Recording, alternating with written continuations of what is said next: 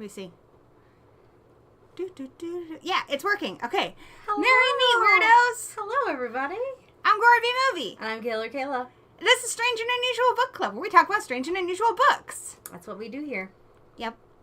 It's a good time. It is a good time. Oh, great. They can hear us. I'm so happy about that. Me too. There we go. Now we got our chat up. I feel like every time I do this, it gets wonkified, but there we go. It looks beautiful. Beautiful. So, wow, dude, this is our third season of Strange and Unusual Book Club. By the way, the audio, he already knows I'm going to ask. A+. Thank you. Here we are. Fix my chair. Oh my gosh. So, yeah, I'm thinking about making this also a podcast, but I need to stop doing things like going, gotta fix my chair. So, things to work on. I think that would translate well. I have goals. Yeah. Okay, third season, dude. Hell yeah. Here we are. You remember when we started our book club? I do. It was in January in 2023. 2023, and we read The Cabin at the End of the World. Just crazy. I'm reading a Paul Tremblay book right now. That is crazy. He's really good. He is good. He really knows what he's doing. He really does. We have 3 books to talk about today, and you read 2 of them. I did. I read 2 books, you guys. Dude, you don't even have to read 2 of the books. You only have to read 1 of them. Stop overachieving. I did, though. Now everyone in the chat feels really embarrassed because they probably didn't read any of the books. Way to go. I know, right? Way to go, guys. I know, right? But you read, how many books did you read this month? 7. Don't even start me. I've read 4. Okay. No, I've read 5. Oh, Let me see. nice. 1, 2, yeah. I've read 5 books. Nice. I read the books we have to read. And then I read a Grady Hendrix book. And I'm reading other books. Because I'm always reading multiple books at a time. Because you gotta. But here's the thing with juggling multiple books. So yeah, I try to give you guys little reading tips. Do not read books that are similar in plot. So don't read 2 ghost books at the same time. You will get them mixed up. I've done this. We've done that here. You can mix up an audiobook and a print book. That's usually what I do. I usually have 2 different fiction books, 1 audio, 1 print. Make sure they're different genres. And then you can throw in a nonfiction or a comic. At least I can, or both, and not get them mixed up. You're a multifaceted woman. So, just because I got lots of moods. Yeah. Brandon read 2 books. Did you read any of the books we're talking about today? Did you? Huh. Interesting. My Chucky Jordy! Oh, you're up way past your bedtime. They're from the UK. Oh. Yes. From the UK. All right. I'm not as prepared today, but let's get into it. Yeah, let's get into it. Where do you want to start? Going over here. I'm just going to find... Which book should we start with first? How about... Sure, yeah. Yeah. Yeah. Let's do it. I have a lot. There we go. Look at, see, I just do it on the fly. Wow. You don't need me to over prepare. I don't need to Live. go full Kayla on this. Live at you. No. No! Yay, Adam! Yeah, Starship Troopers. So, I loved this book. I really enjoyed it. Oh, look, Heather read a bunch of books too. Hi, Heather's here! Heather. So, yeah, she had already read Diavola Middle of the Night. Uh-huh. And I'm not sure if she's read the other ones, but she reads a lot. Yeah, she's a big reader. Okay, so we'll start with, look at all your notes. There's not that many. No, I actually, there really aren't. No, I did a bunch of highlighting in this book. I'm going to go to my, actually, no, it won't work on here. So, Oh, well. I mean, I'm going to wing it. apparently the movie is really popular. Everybody, like, this is a popular book that a lot of people have read. I had never read it. I had seen the movie once, but I didn't remember it. Come on, you apes! You want to live forever! Right? I guess. So, I also, after reading this book and listening to the audio, I was like, talking about how I'm going to bounce everywhere. And not in the cool hip way, like, all right, guys, I got to bounce. No, like, you know, have to on the bounce! On the bounce. We watched the movie also after I finished reading the book. And I didn't really like the movie that much. Wow. I will say the movie and the book are two different things. Very, I very like different. them both, but I prefer the movie. The movie is a satire. It's done by Paul Verhoeven. I just said that wrong. It's a satire, and it's really making a point about like fascism and stuff, which is interesting because that is one of the criticisms. This book is considered highly controversial, as it says on the cover. The book has been criticized for being overly Like romanticizing the military. Yeah. Yes, some people have said it's fascist, which I didn't get that. I didn't get that. Some people have said that the way that some of the alien creatures are depicted, it's like actual human people that we've been at war with, which I disagree. I didn't know. And some people have called it sexist. So let's talk about that a little bit. So, number one, I don't think that Robert Heinlein is sexist. I think he loves women in a way that, like, makes me proud to be a woman. Like, I want to be the woman that he sees me as. Were you reading this and you were like, damn, I feel like a woman? Yes. That's Well, awesome. not even just this book, but like when I read Stranger in a Strange Land too, I was like, he loves a woman. He loves a smart, capable. Oh my god, the character in this book, Beautiful. Johnny, was so like girl crazy. He's so girl crazy, and so I don't know. I liked it. I think people can misinterpret that because he's noticing girls a lot and noticing the lack of girls a lot, but he's also very young and hormonal, and he is sexually attracted to women. And because I was thinking about it too, I was like, there weren't a lot of women, but in Johnny's branch of the military, what they're doing, I feel like there isn't going to be a lot of women, right? Like Carmen, she's a pilot. She's a smart girl. She's out there doing. And they say most pilots are women. Yes. It's something to do with like being in the cockpit. You need to be smaller. It helps if you're smaller, and so they say it's a lot of women. You also have to be really, really smart though. And Johnny wasn't able to apply just because his test scores were not good enough. I actually highlighted that. He said, insufficient intuitive grasp of spatial relation, insufficient mathematical talent, deficient mathematical preparation, reaction time adequate, eyesight good. I'm glad they put in those last two. I was beginning to feel that counting on fingers was my speed. And like Adam says, there's no female mobile infantry. In the movie, it is very different. Yes. So in the movie, it's interesting because in the very first chapter of the book, it's actually a flash forward. So it's showing us a scene that actually occurs at the end of the book where Dizzy dies. So instantly you're like, wait, Dizzy? Dizzy is a guy in this, and they barely have a relationship with Johnny Rico. So it's not as sad as it is in the movie. Spoiler alert for a movie that came out in the 90s. Dizzy dies. 1997. But there's no... I think in the movie that was one of the changes I really liked. Yeah. Yeah, but I did not... I agree with you. I didn't take it as sexist, especially considering this was written in 19... that's not right. 1959, I think. Yeah, that sounds right. That sounds right. I'm pretty sure it's 1959.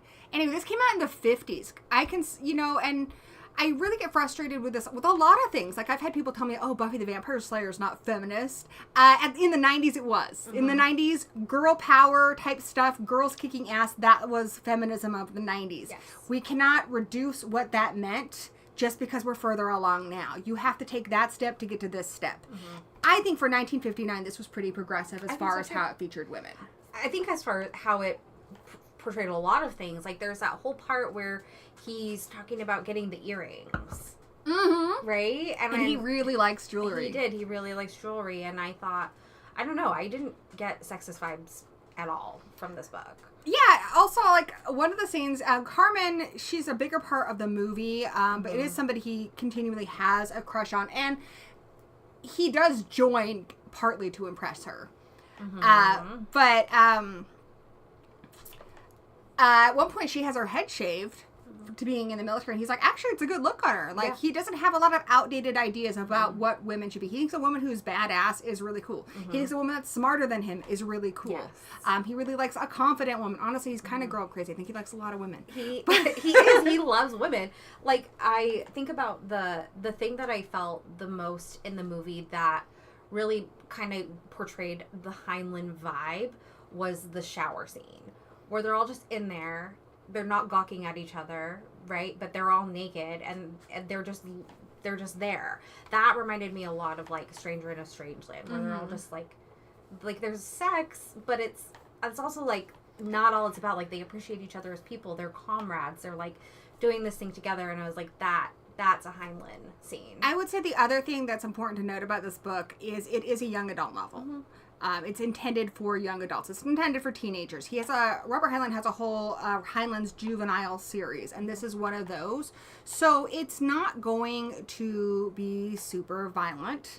It's not going to be super sexual. That's not how young adult novels in 1959 were written. You can get away with a lot more now, but that's not how they were in 1959.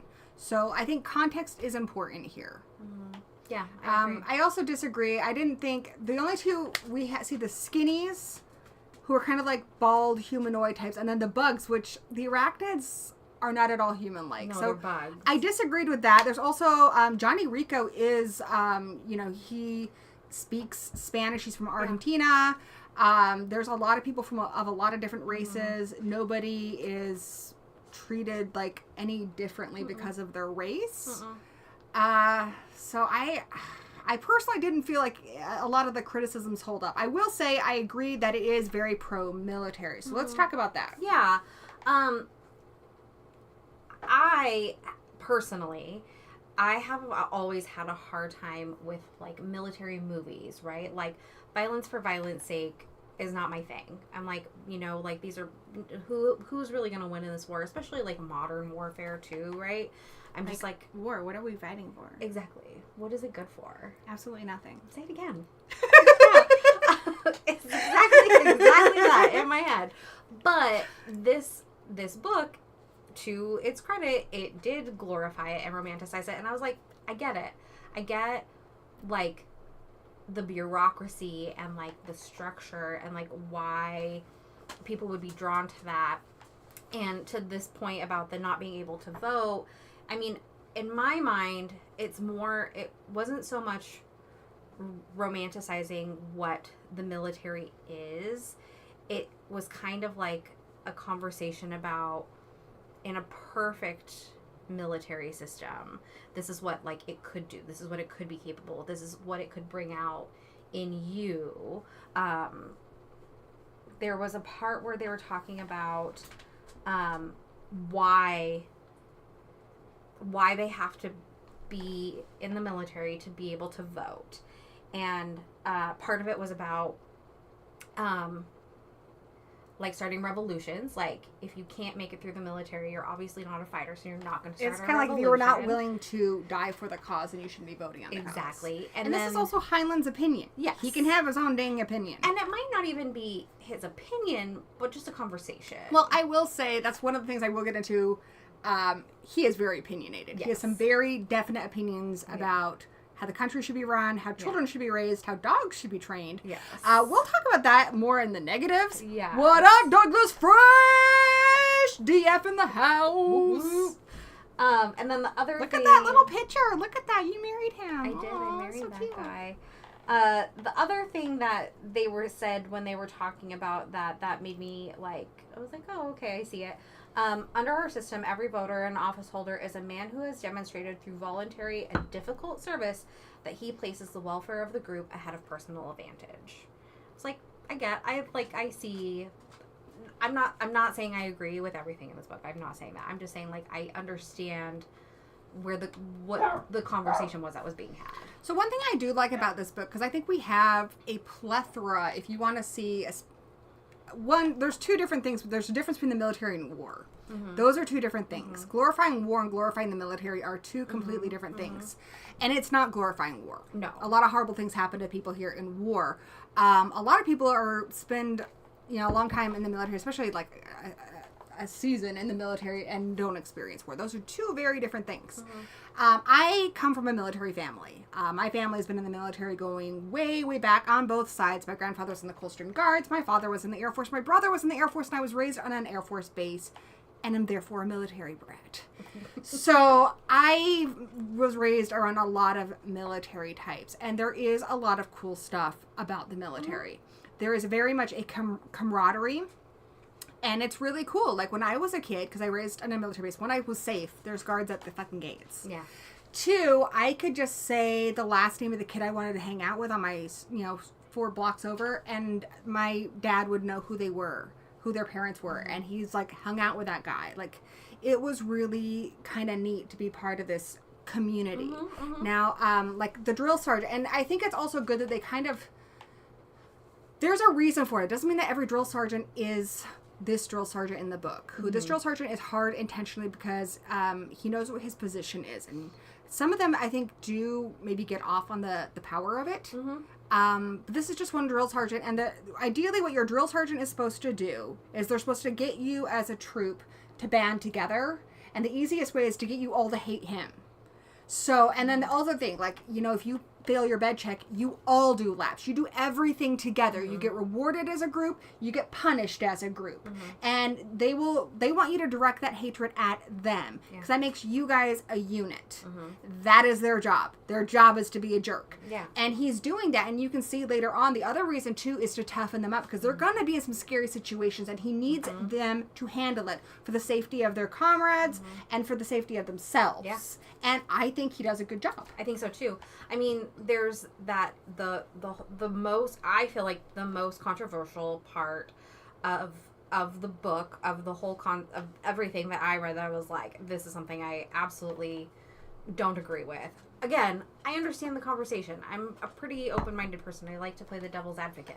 However, you can have your opinions, whatever they are. I mean, that's what we're here doing. I don't condone hitting your child in any fashion.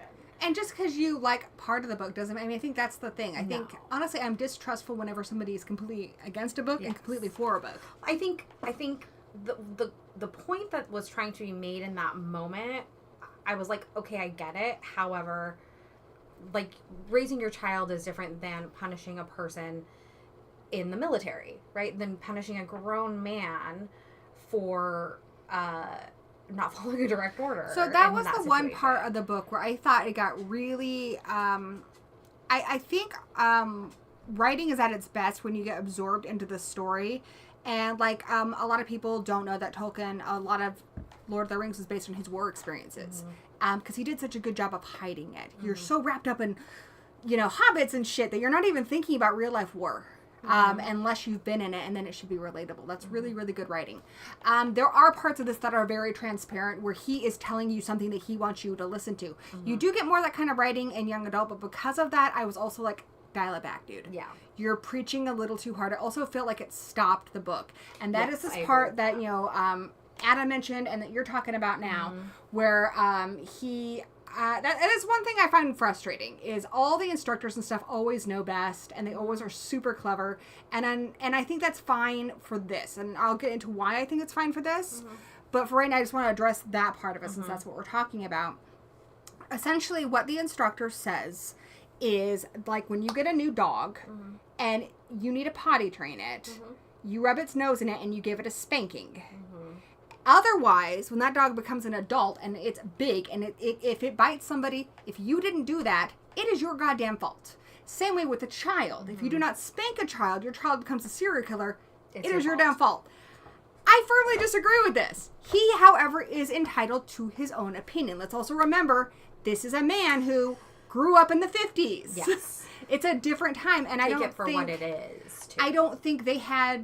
I don't think they were informed about other ways. Mm-hmm. And I will say, being somebody who, as previously mentioned, was raised by a very strict military man who gave us bed checks at home and treated us like little sergeants. My father would do the bugle thing on the trumpet, okay? Oh, God, that would be so annoying. Oh, my gosh. Yeah. He would do taps to, wake us up sometimes. My father was a lot. Yeah. But I will say, I didn't get into a lot of trouble. I think there are two ways to go about it. I also think my childhood was largely very traumatizing. I like what Princess Donut said, because I gotta bring it back to Dungeon Crawler Carl and my girl Donut. So Donut, in the latest book, The Inevitable Ruin, I'm gonna give you a small little part here. She does, over the loudspeaker to her troops that are about to go to battle, she's like, okay, do a really good job, and whoever kills the most gets a special prize. And then Carl's like, wait, what? And she's like, I want to give them positive reinforcement. I don't want to give them negative reinforcement. Yeah. That is another way to do it. There's a lot of dog trainers now who are like, you need to motivate them with food and with treats, because they will learn one of two ways. Either they will learn to do good behaviors to get good things, or they will learn not to do bad behaviors. And I think you can also discipline without being physical. Yeah, absolutely. Absolutely, I agree with that. In the situation that happened that led to this whole conversation, one of the trainees, I don't know what they're called, cadet, whatever the hell. One of they them, are in the MI. One of the MI dudes, they're running a drill, and he laid on top of an anthill. So he gets up and he's freaking out because he landed on this anthill, and the commander, the captain, the whatever he is, the drill sergeant, he gets at him. He's like, you have to be down. This is what you would do. You have to get down. And something happens and he punches him in the face. Well, that you can't do that. What I really liked about this scene, because he gets court-martialed, which is military, basically, you get in big trouble. And in this, it's a lot different than what would happen in real life. Essentially, if you're court-martialed here, you have to just go back to your life, but you can never, ever join the military again, which means you can never, ever be a citizen. So it's a lot different than in real life, where there would be real, repercussions. Probably jail time and things like that. But this happens on the fly. But you can get hung. You can get hung, but this happens so fast. He bursts in there. The guy who is getting in trouble is the one who wants to talk to... Well, that's what I was going to mention. What's really cool about that is it's one of the ways we can see that this drill sergeant has a lot of layers to him. He was trying to protect him. He does not mention that guy hit him. So the kid gets in trouble, and he's going to get lashes, which is not that huge of a deal. It sucks, but he's going to get whipped, and he's pissed off about that, so he decides he's going to try to get his drill sergeant fired. And then he's telling them the whole story, and then he mentions that he hit his drill sergeant, and they're like, the fuck? You don't get to hit him. No. He didn't mention that you hit him. And so then the guy gets court-martialed, and, Rico is really upset, and the drill sergeant were really upset because that guy wanted to go into politics, and now he never will. Because... And the captain was trying to, protect him, and he, never brought it up, but... I don't know, it was actually a really complex part of the story. I felt like it really told us a lot about the characters. But that part was a little preachy and a little soapboxy. And I agree with that. But I think there's also some good things. Adam mentioned the fear of the drop. How you never stop being afraid. I wouldn't know that. That's something we didn't have to deal with. But, it would be scary. I think every single time you go into a situation, you could potentially die. They're scared of the arachnids and stuff, which I wish the arachnids were a bigger part of the book. Yeah. They're a huge part of the movie. Yeah, they're a huge They're part of the movie. At the end of the book. I was just like, when we get into the bugs. I honestly, okay, so for just a half a second, I have to talk about this movie. Do it. Because I was loving the book. I was like, this is cool. This is really beautiful, but I was like, I don't know how well it would translate to, it would be hard and kind of boring to make this shot for shot into a movie. I mean, if you did it something kind of more along the lines of Band of Brothers, right? Or Saving Private Ryan, where it was a little dramatic and sweet and really shows you the brotherhood part of the war. Like, I could be into I that. think it's also looks a little cheesier now. Like, I saw it when it first came out, and I thought it was badass. I didn't even catch the satire of it until later. Doug told me, he was like, this is one of my, like, top 20 favorite movies. I'm like, I love this movie. This movie? I don't get it. But it's like, I don't know. Everybody's so cheesy and over the top and, like, I don't know. I would say what this book is about, and the way they treat the bugs, the way that they, like, that whole situation, the war situation, I found horrifying. There's a little of that in the book, so there is a precedence. They do understand that the bugs can feel, which is a big part of the movie. The movie just exploits it a little bit more. They are so different, it's really hard to talk about both of them at the same time. So I'm just going to kind of go back to the book a little bit. But I would say primarily what this book is about is there's so many movies about war. There's so many movies even about being in the military. This movie is about boot camp. It's what boot camp is and the purpose of boot camp and how boot camp can set you up for a career in the military or how that can be taken away from you if you do it poorly. But it's basically, they want you to do well. That is the goal. So even though it seems like everyone's against you, it's kind of showing how it's designed for you to succeed. You were recruited, because they want you to be successful. In this specific structure. Yeah. Yeah. So, it's a boot camp movie. It's basically the first half of Full Metal Jacket. But I feel like there are every movie I've ever seen about boot camp, whether it's a comedy movie like In the Army Now or it's Full Metal Jacket, there are no positive movies about boot camp. There are none. When really boot is where you get a lot of your lifelong friends. You get your lifelong friends, I have found from talking to military people, either in combat, because you really have to trust each other, or in boot. People stay friends with people they met in boot for a long time because you're bound together. And I think... And you're miserable, right? I think I like balance. And so I agree that there's not a lot of balance in the book. We don't see anybody who really hates being in the military. We don't see anybody who's power hungry. There's a lot of those types. The military and a lot of things like that attract people who are power hungry. We don't see that. This is a young adult book. But what we do see, it's giving balance to the world, because we have so many anti-war movies that show you the horrible things. We have so many anti-boot camp movies, and this is showing why would somebody be proud to be in the military? Why would somebody look back on that as some of the best days of their life? A lot of people get out of the military and they feel like they have no purpose because the military gave them so much purpose. Because at one point I was going to join the Navy. And that's a whole long story, but I did go through MEPS and everything, and I ended up telling them I had an inhaler, which means you can't join the Navy. But I did go through MEPS and everything, because like I said, military family, I just thought that was what I was supposed to do. Oh, hi, boys. Hi, guys! Here. It is hot in Do we here. have an apple? Whose apples? Oh, I brought them. Yeah. Are they experimental apples? No, these ones have a name. They're called honeys. Okay. Yeah. Those other ones were called C03E01. Oh, Danny, we're going to pull you in here for Grunts. Oh, Yeah. okay. Okay. I do read, you guys. Just We're He on a reads roll. in jail. summon me. Okay. Anyways. Whether or not that was a joke, I don't know. I just say shit. You were on a roll, and they really messed it up. What the fuck was I talking about? You went through MEPS, and looking back on the boot camp as, like, some of the best days of your life. I didn't go into... You go to MEPS before boot camp. Yeah. But yeah, for a lot of people, it's a lot like, I guess, equivalent that a lot of people would relate more to would be like college. The first time you're away from home, you make friends, you become an adult. It's very much a coming of age story. And those people who become an adult with you, and those early 20s years when you're finally figuring out who you are outside of mom and dad and outside of that, like aquarium that is high school, those are really formative years. And I think the people who help you get through that end up being vitally important to you. And for a lot of people, that is boot camp. And I'm glad that this book exists, because like when I was going into, I remember what I was going to say now. When I was going into MEPS, I was trying to get psyched about it because part of me was just like, great, you're just doing the whole family thing. And I was looking for an easy way to kind of like just figure out what I was going to do in adulthood. But I watch Top Gun every day because, like, it got me psyched. Because there's not a lot of movies that could get me really psyched, and that's a Navy movie. It's not an Air Force movie, people. Though the Air Force is you know what? We'll talk about that another day. Anyway, I was watching that every day, and that's why I wanted to join the Navy, because I fucking love Top Gun. I was going to go play me some freaking volleyball.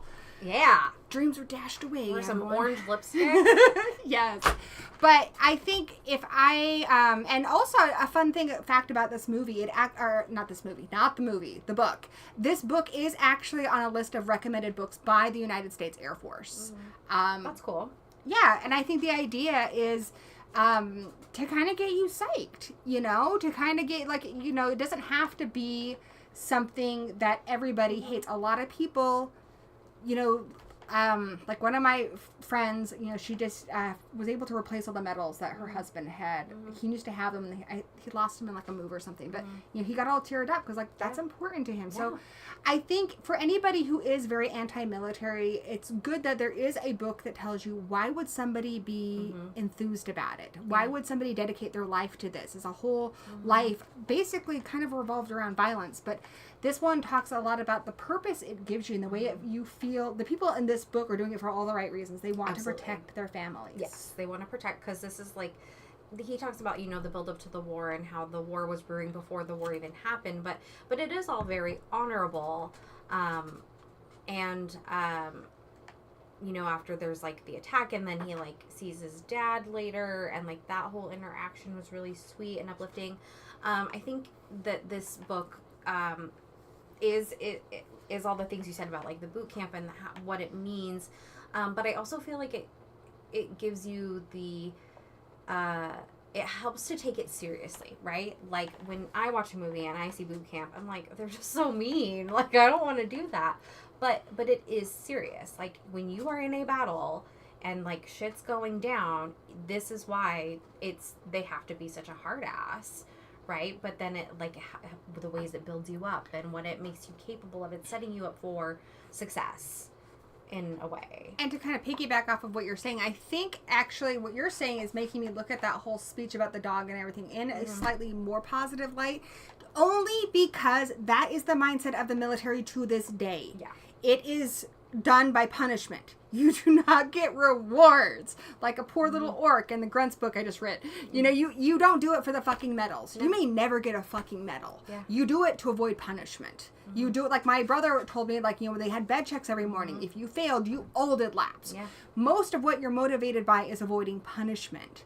And I think it's really good that it kind of helps explain why. Why would you do that to train people? And at the heart of it, I think maybe at the base of it, there are some positive reasons for that. I don't know if the military would work if you got stickers for stuff. No, I mean rewards. It's life and death. It is life and death. And unfortunately, if they did it reward based, a lot of people don't live long enough to get that. No, a lot of people. There was a really good dedication in this book I actually wanted to talk about. Robert Heinlein loves this guy. He dedicated this book to him. It's at the very end of the print version. Roger Young. Yeah, and he said a lot of this book was kind of inspired by him too, and I think that's why Rico, they make a good point about how he's just not super special at anything. And I think this book kind of shows, I think in any situation, you can find your people and you can find a reason.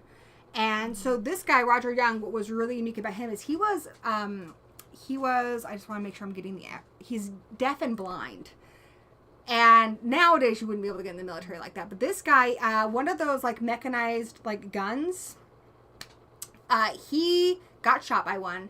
And instead of just laying down and dying, he went and he took it out. He saved a lot of people while being shot, but he did take it down. So he got the Medal of Honor posthumously.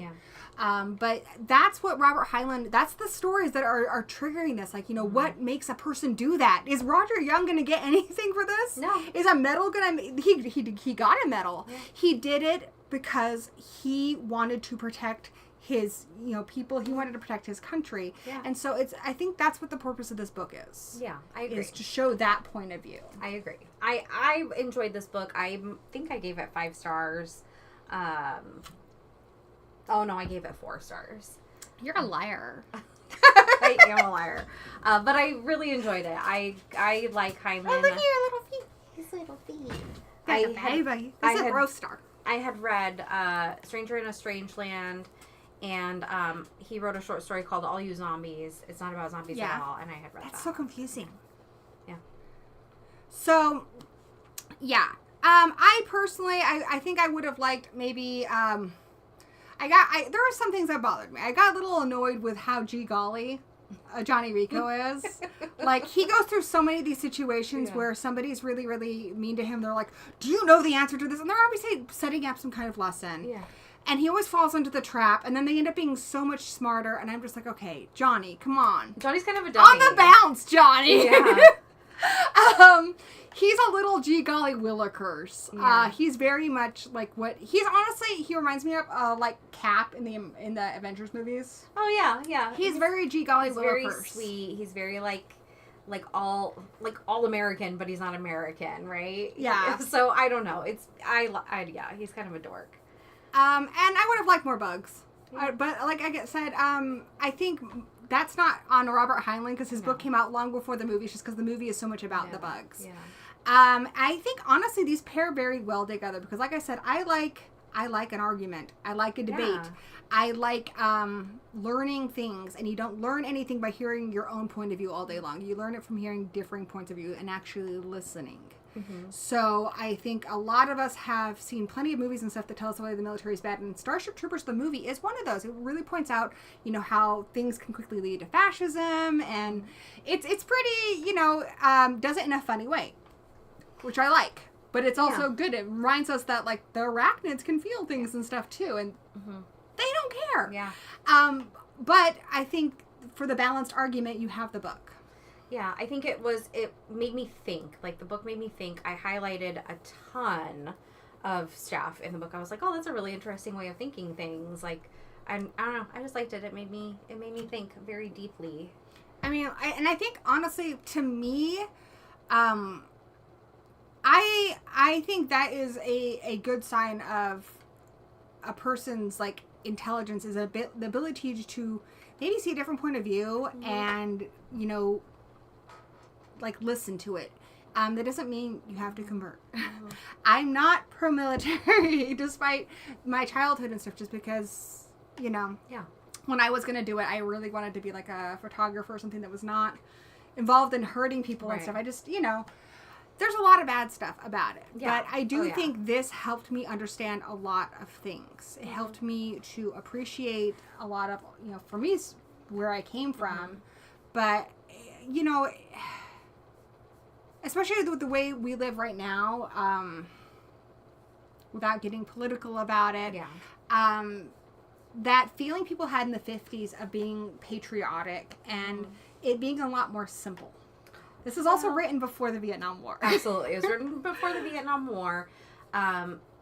Things were definitely not the way they are now. I get real upset when I think about, like, military things. It's like, who are you signing up to die for this cause?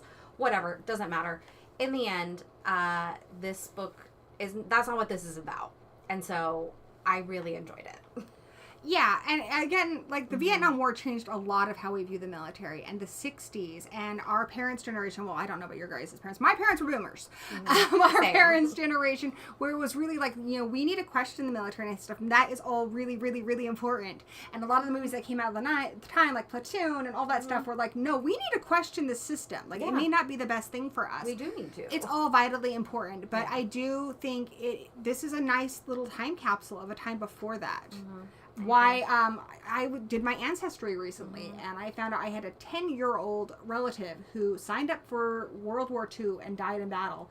And I was like, that can't be right. And I'm fact-checking it, and I guess a lot of kids, because they wanted to go to combat, they wanted to sign up because they believed in defending their family and their country. Like, it was vitally important to them. And so, like, they were jumping at the chance for this, and a lot of them let them through because they understood that they wanted to get... They were doing, like, their duty, right? Especially if you were, like, considered the man of your household. Like, my grandfather was the youngest of 13. His father was already dead. Yeah. So a lot of people, like, it's kind of like an interesting time capsule, I agree. Because, like, we had watched the They Shall Not Grow Old. It was that documentary that Peter Jackson did about World War I, and it was, like, all these boys who were, like, 13 and sneaking through. I'm like, why? Right. Yeah. Like, that horrifies me. Think about my stepson is 13 years old, My son's 20. And I would be horrified. I had a military recruiter call us the other day asking me to talk to my son, and I said, I'm sorry, this is his mother. And they're like, can I have his phone number? I'm like, no, you cannot. No, you cannot. Sorry. Not happening. No. So it's just very different. It definitely is a time capsule. You have to take it for the time in which it was written. And see it through that lens. But I feel like for people like Roger Young, my grandfather, people who really believed in it and were in simpler situations than some of the more modern ones, I feel like this is a nice little love letter to those soldiers. I agree with that. That was nice. I also have a friend, Ty, who she did join the Navy. She became like a lieutenant, and she did all these crazy things. I was reading that, I'm like, she's just like Ibanez. Yeah, what's up? Like she, she was able to make her own money, travel the world, and yes, for her it was the best thing she ever did. So, yeah, I think this book definitely has a place in the world, and it's one I definitely would recommend to people. I agree. All right. Well, I gave it 3 stars. 3 stars. I gave it 4. It's between 3 and a 4. Yeah. I think what kept it from being a 4 for me is I wasn't emotionally invested in this. Like, I wasn't sad when anyone died or when Johnny got punished or anything. Because, but then when I think about it, I don't know. I'm kind of reconsidering Johnny now because he is like Cap and he is like Fred Jones, and now I feel bad for him. I don't know. I could probably go with a 4. I feel like it's not supposed to be that kind of a book, right? Like, the characters are important, right? But it's not about it's about the group, right? It's not about any one of them individually. It's about the welfare of the group. I don't know. I feel like this book is more about the messages than the characters or the story. Yeah. So I do think, and it's a short read. It is short. But for me, it's a 3-star book. But don't take that as for me, 3 stars is a recommendation. That means I liked it. I recommend it. Anything below that, now. It's really interesting because this book pairs really well with another book we're going to talk about today. We're going to talk about that in a little bit. Do you want to just dive into that one next? Okay. Do we need to get, or do you want to do something different and get him later? What? We can talk about well, we're going to bring him in for the end. Okay. Because we need to talk about other stuff. Okay, let's talk about other stuff. That his sweet, juxtaposition probably can't handle. Oh, he's sensitive. He is sensitive. He really is. Oh my goodness, we don't have a picture of Grunts. All right, I'm getting a picture. Oh my gosh. So we're going to talk about Grunts. So this book, again, in a lot of ways, so... I say this a lot, and I'm not, let me know if I'm getting annoying. But you got to consider the time capsule of when that book was. Sure. And Grunts was written in the 90s. Now, guys, I was a teenager in the 90s. Back in the day. And, humor was very different. Pushing the envelope was a big thing in the 90s, being edgy, and a lot of that stuff does not fly today. Grunts would never be published today. It would not. This is very much 90s, and not even just 90s. This is 90s British humor, okay? We're getting layers upon layers here. So, Grunts is definitely not something that I think a lot of younger audiences or modern audiences are going to really jive with. We're going to talk about why. And whether or not Grunts... there's the picture of Grunts. Yeah. So let's start by talking about the introduction, because I really loved. So I read I didn't read most of this book, but I did read the introduction. And the whole time I was reading it, I was like, this girl is cool. Mary Gentle, who's anything but, as Danny would say. She was into D&D and all this kind of stuff. And it's obviously Lord of the Rings. Girl after your heart. She's hanging tough with all these nerds, and she wrote this story, and she's just the queen of uber dorks. By the way, this book is only $2.49 on Kindle. We'll call you in. Never mind. And that's how you do marriage. That's how you do it. No, it. I'm kidding. But no, I need some time with my girl first so we can have girl talk. All right, we already got dogs and spiders in here. There's too much. You know what? Next time we should put Pip back there so everyone can see God's favorite boy. I agree. God's favorite. God loves him more than anybody. Anyway, so that was all I read. And I was like, this is going to be really great. And then I started reading it. And I was just like, this is really tough. the way that the sentences were structured, I was having a really hard time. And it's long. It's so About long. 409 pages, And I was believe. like, I'm not going to get through it. I'm abandoning ship. But I will read it at some point because I am interested. And I think that the lady, like, she was pursuing her passion. There's some other stuff about this book, too. It's really long, and I think a lot of it also has to do with where she was in her life. She had just been in a really bad car accident. She talks about this in the introduction, and she was in a lot of pain, and she says, like, she wouldn't even write this book the same way now. She was in a lot of pain. She was really angry. She was laid up, and she also had a guy friend who was like I think the most offensive line in the book her friend suggested to her, and she was in a very, like, I don't think Mary Gentle is a pen name. She's done a lot of science fiction stuff, but that's I don't know. Google it and let me know. Google it. Do you guys want to hear some fun factoid? Guess what was the first TV show to use Google as a verb? Buffy the Vampire Slayer. Heck yes. I love it. And she goes off because she's ADD. Give it a goog. Anyway, so Grunts. What this is about. I'll break it down for you in a nutshell. So Grunts is essentially inspired by Mary Gentle loving the Lord of the Rings, but kind of feeling bad for the orcs. And you pointed out something very good about the movie. Yes, I did. Well, the animated Return of the King, there's a whole scene where Frodo and Sam are going down and they're trying to get into Mordor. The orcs don't really want to fight. Like, they're just there being told what to do by the evil Lord Sauron. Like, they have families, they have lives. Like, they don't want to go die for some nameless dude. And there's a whole song, and I sent you a clip of the video. It's my favorite song in the whole movie. I sing it to myself all the time. I will not sing it for you here now. Maybe later. We'll see. Okay, so would you do it for a super chat? Yeah, for a super If we get a super chat, she'll sing it. I'll sing it. I'll sing the whole We've never song gotten for a you. super chat on the show. Yeah. All right, so there you go. She'll There sing you it go. for you. But yeah, I feel like they almost kind of rhymes with Scooby Snack. Would you do it for a Scooby Snack? Super chat. That's what we're calling super chats on this show now. It's going to confuse the fuck out of people. I will do it for a Scooby Snack. So let's look at orcs. So orcs is defined by this book. Again, 90s. There was not a lot of precedent for orc books. So orcs are very much the Lord of the Rings orcs. So what is an orc? An orc is a grunt. They are set up to... Oh my gosh. Okay, you're going to sing it. So now I have to do it? Okay. Yes. Hold on a second. Okay. So an orc, they have pickaxes, and they're really just nameless, faceless beings who die in war. They never are the hero. They never get a win. They're bad guys. They're gross. They're disgusting, and nobody likes them. Yeah. Nobody wants to be that. They're not respected by anyone or anything, including the people they're fighting for. Yeah. Absolutely. Oh my gosh, I'm so ready for this. This is for Adam. I'm going to do it. You're all Thank you for the $2 super chat. Great. Making this happen. Where there's a whip, whoosh, there's a way. Where there's a whip, whoosh, there's a way.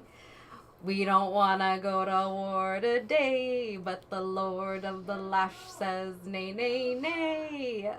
We're gonna march all day, all day, all day.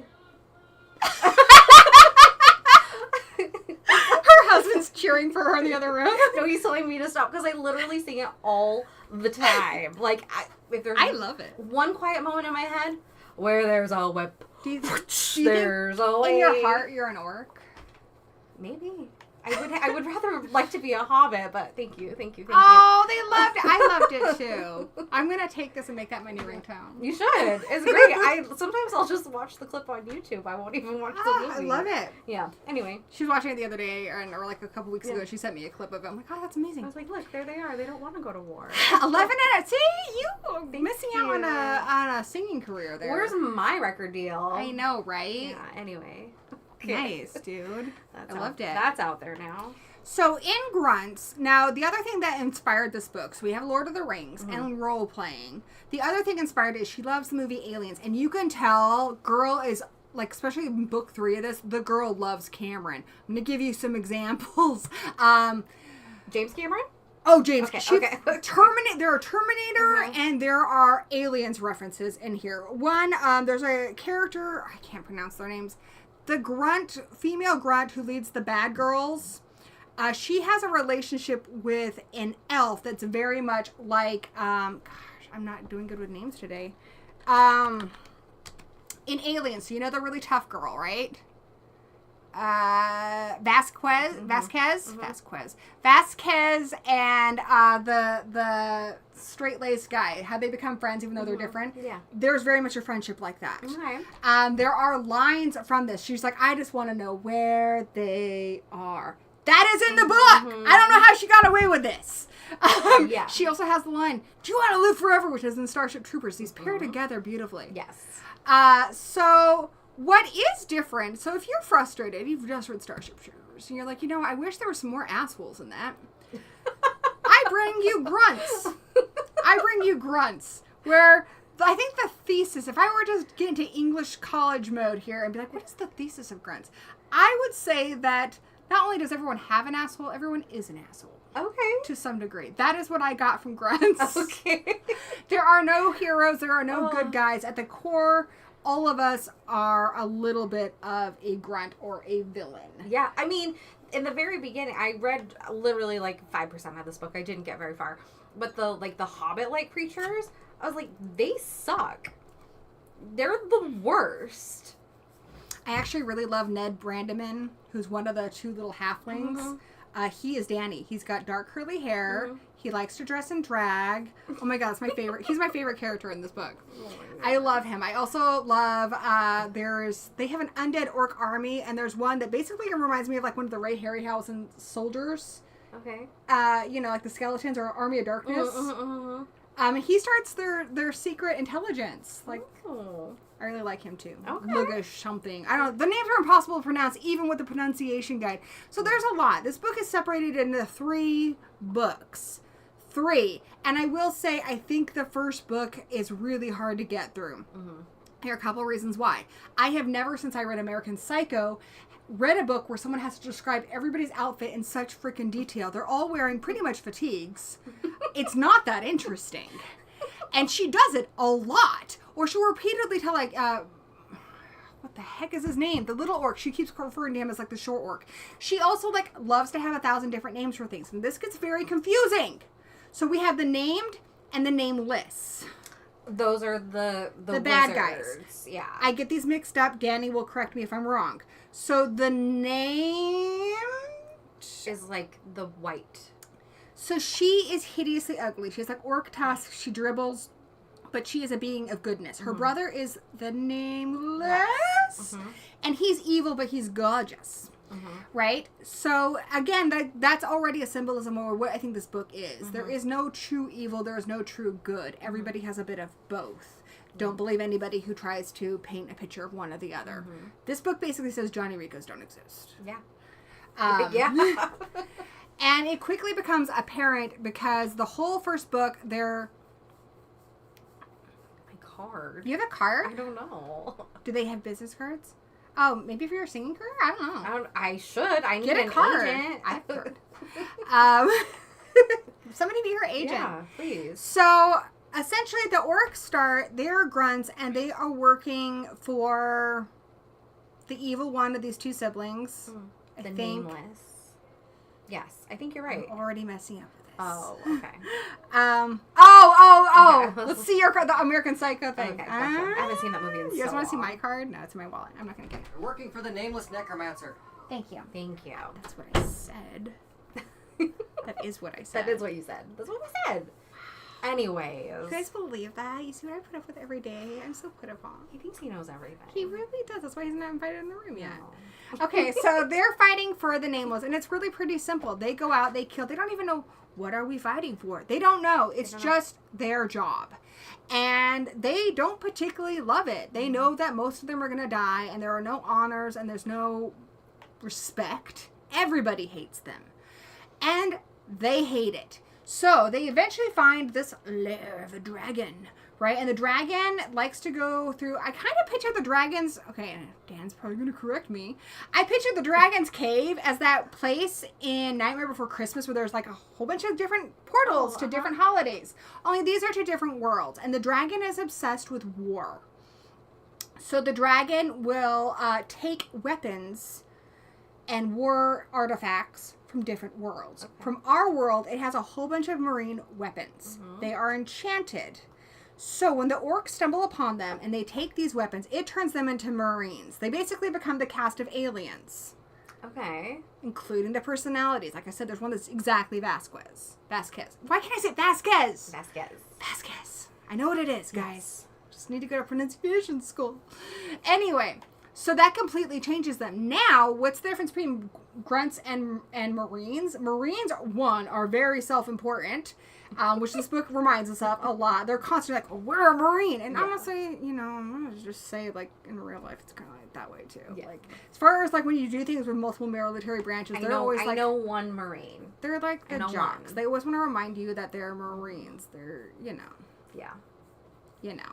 I don't have anything good to say about them. But I only know one. Anyway, so, yes, they're very organized. They're very self-important. And they also know how to use their weapons. And they are also not about to die. Which is very different than being an orc, where you're kind of just accepting that you're going to die. And,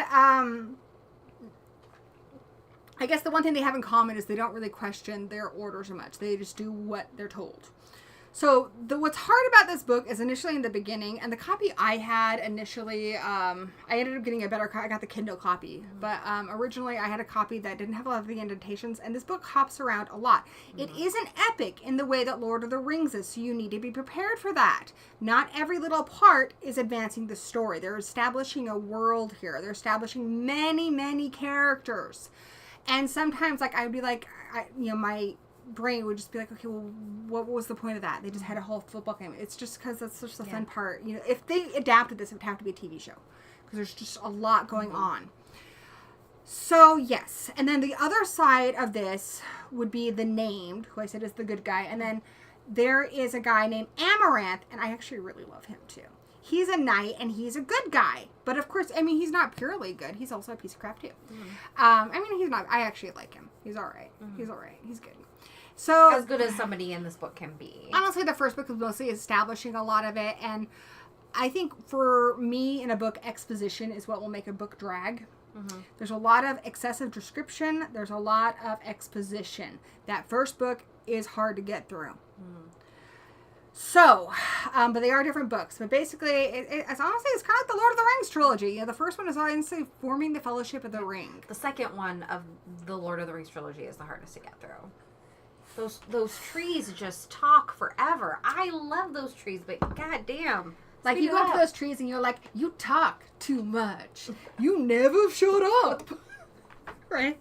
Yeah, exactly like that. I don't know what that is. But yeah, it's exactly Stan like knows. Stan knows. He gets the reference. Yeah, they talk so slow. It's just like so Pinkerton's long. coming out. He's so cute and elegant. See, we should move him over here so they can see him. Oh my god, look at Brocky trying to get... He's like, I cute. Yeah, Pinkerton's coming out. He's God's favorite, guys. Come up here. He's gonna go drink some water. He won't. Because he's got stubby legs, dude. You gotta pick him up. It's just not meant to be. It's not meant to be, Gayla. She's still trying. Anyway, so book two. Book two is where we get into a lot of the action. Yes, you can see them. So these guys are brothers. And they are a lot like Ned and Will Brandaman in this book. This is Brewster, he had a widow brother whose tongue is always sticking out and he has mismatched ears. And this is Brocky. So named for Dave Brocky, which is why I wore this shirt. Gwa. This is very much an I wouldn't even say anti-hero. Because honestly, an anti-hero you're supposed to root for. It's just an anti-heroes book. Like, there are no heroes. But Gwar, they are... I don't know if you're not familiar with the story of the band Gwar. They are scumdogs. They are from a different planet. And they came here, landed in Antarctica. They basically were founded by a manager. And the reason they work for him and have decided to become a band is because he gives them coke. Right? So he feeds them a lot of crack. And that's what they do. They basically work for crack. And they love to kill people, especially celebrities. And, you know, they rape and they pillage and they're nasty. This is Gwar? This is Gwar. This is what all their songs are about. They've killed the devil. They've killed Trump. If you go to their concerts, it's really fun because they kill them on stage and you get squirted the blood and you get to make blood angels and it's really, really fun. But yeah, they, that's honestly, if you like Gwar, you're going to like Grunts. And I do like, yeah, so it's very much in that vein. So there's a lot to break down here. There's a lot to break down. And the second book is largely the battle stuff. And I almost quit in the second book because I consider myself a pretty... You put up with a lot. Open-minded person. I can tolerate a lot. Yeah. And I watch a lot of movies with graphic stuff. You know, I've seen Solo and stuff. I've seen a lot of messed up stuff. The only thing I really have a problem with and where I kind of check out of some stuff is when rape is used for humor, which it is used. Like you watch any movie where a guy gets sent to prison, someone's going to make a joke about him dropping the soap. I just don't really think that stuff's funny. I don't know why I can handle, like, you know, I can even handle kids being murdered, and in the right context, it's kind of funny, like in the movie Feast. I don't know why that's okay with me and not, but that does tend to be my personal line, and we're all different people. So rape is used for comedy in this, and that is where I was kind of like, I just don't think this is funny, and I think very I'm much done. a 90s thing, though. Yes, and this is going to bring us to the line that Mary Gentle's friend pitched to her. And she was trying to be offensive. She was trying to be, like, pushing the envelope. She was trying to make a very un-PC book. So essentially what happens is they come upon this train that's mostly children and women and children, and they're elves, and the orcs destroy them, and then, like, it's not super graphic, but, like, there's a line where they talk about, like, an orc, like, unbuttoning their pants, or one of them is raping a dwarf that's had its throat slit. And the line that her friend pitched to her that she thanks him for in the credits is, "Pass me another elf, this one's split." And I was like, and I'm done. Yeah. I just couldn't. Yeah. That was a lot for me. You know, everyone has their lines. I can watch movies where, like, I know a lot of people who won't watch a movie where the dog gets killed. That's not my line. That's just my personal line. I can watch movies about rape and stuff, but I really don't like it when it's used for comedy. It's just, you know, everyone's different. Yeah. Not saying that's necessarily bad. I'm just saying that is my personal line. Yeah. So that is how book 2 ends. And I was just like, I don't think this is for me.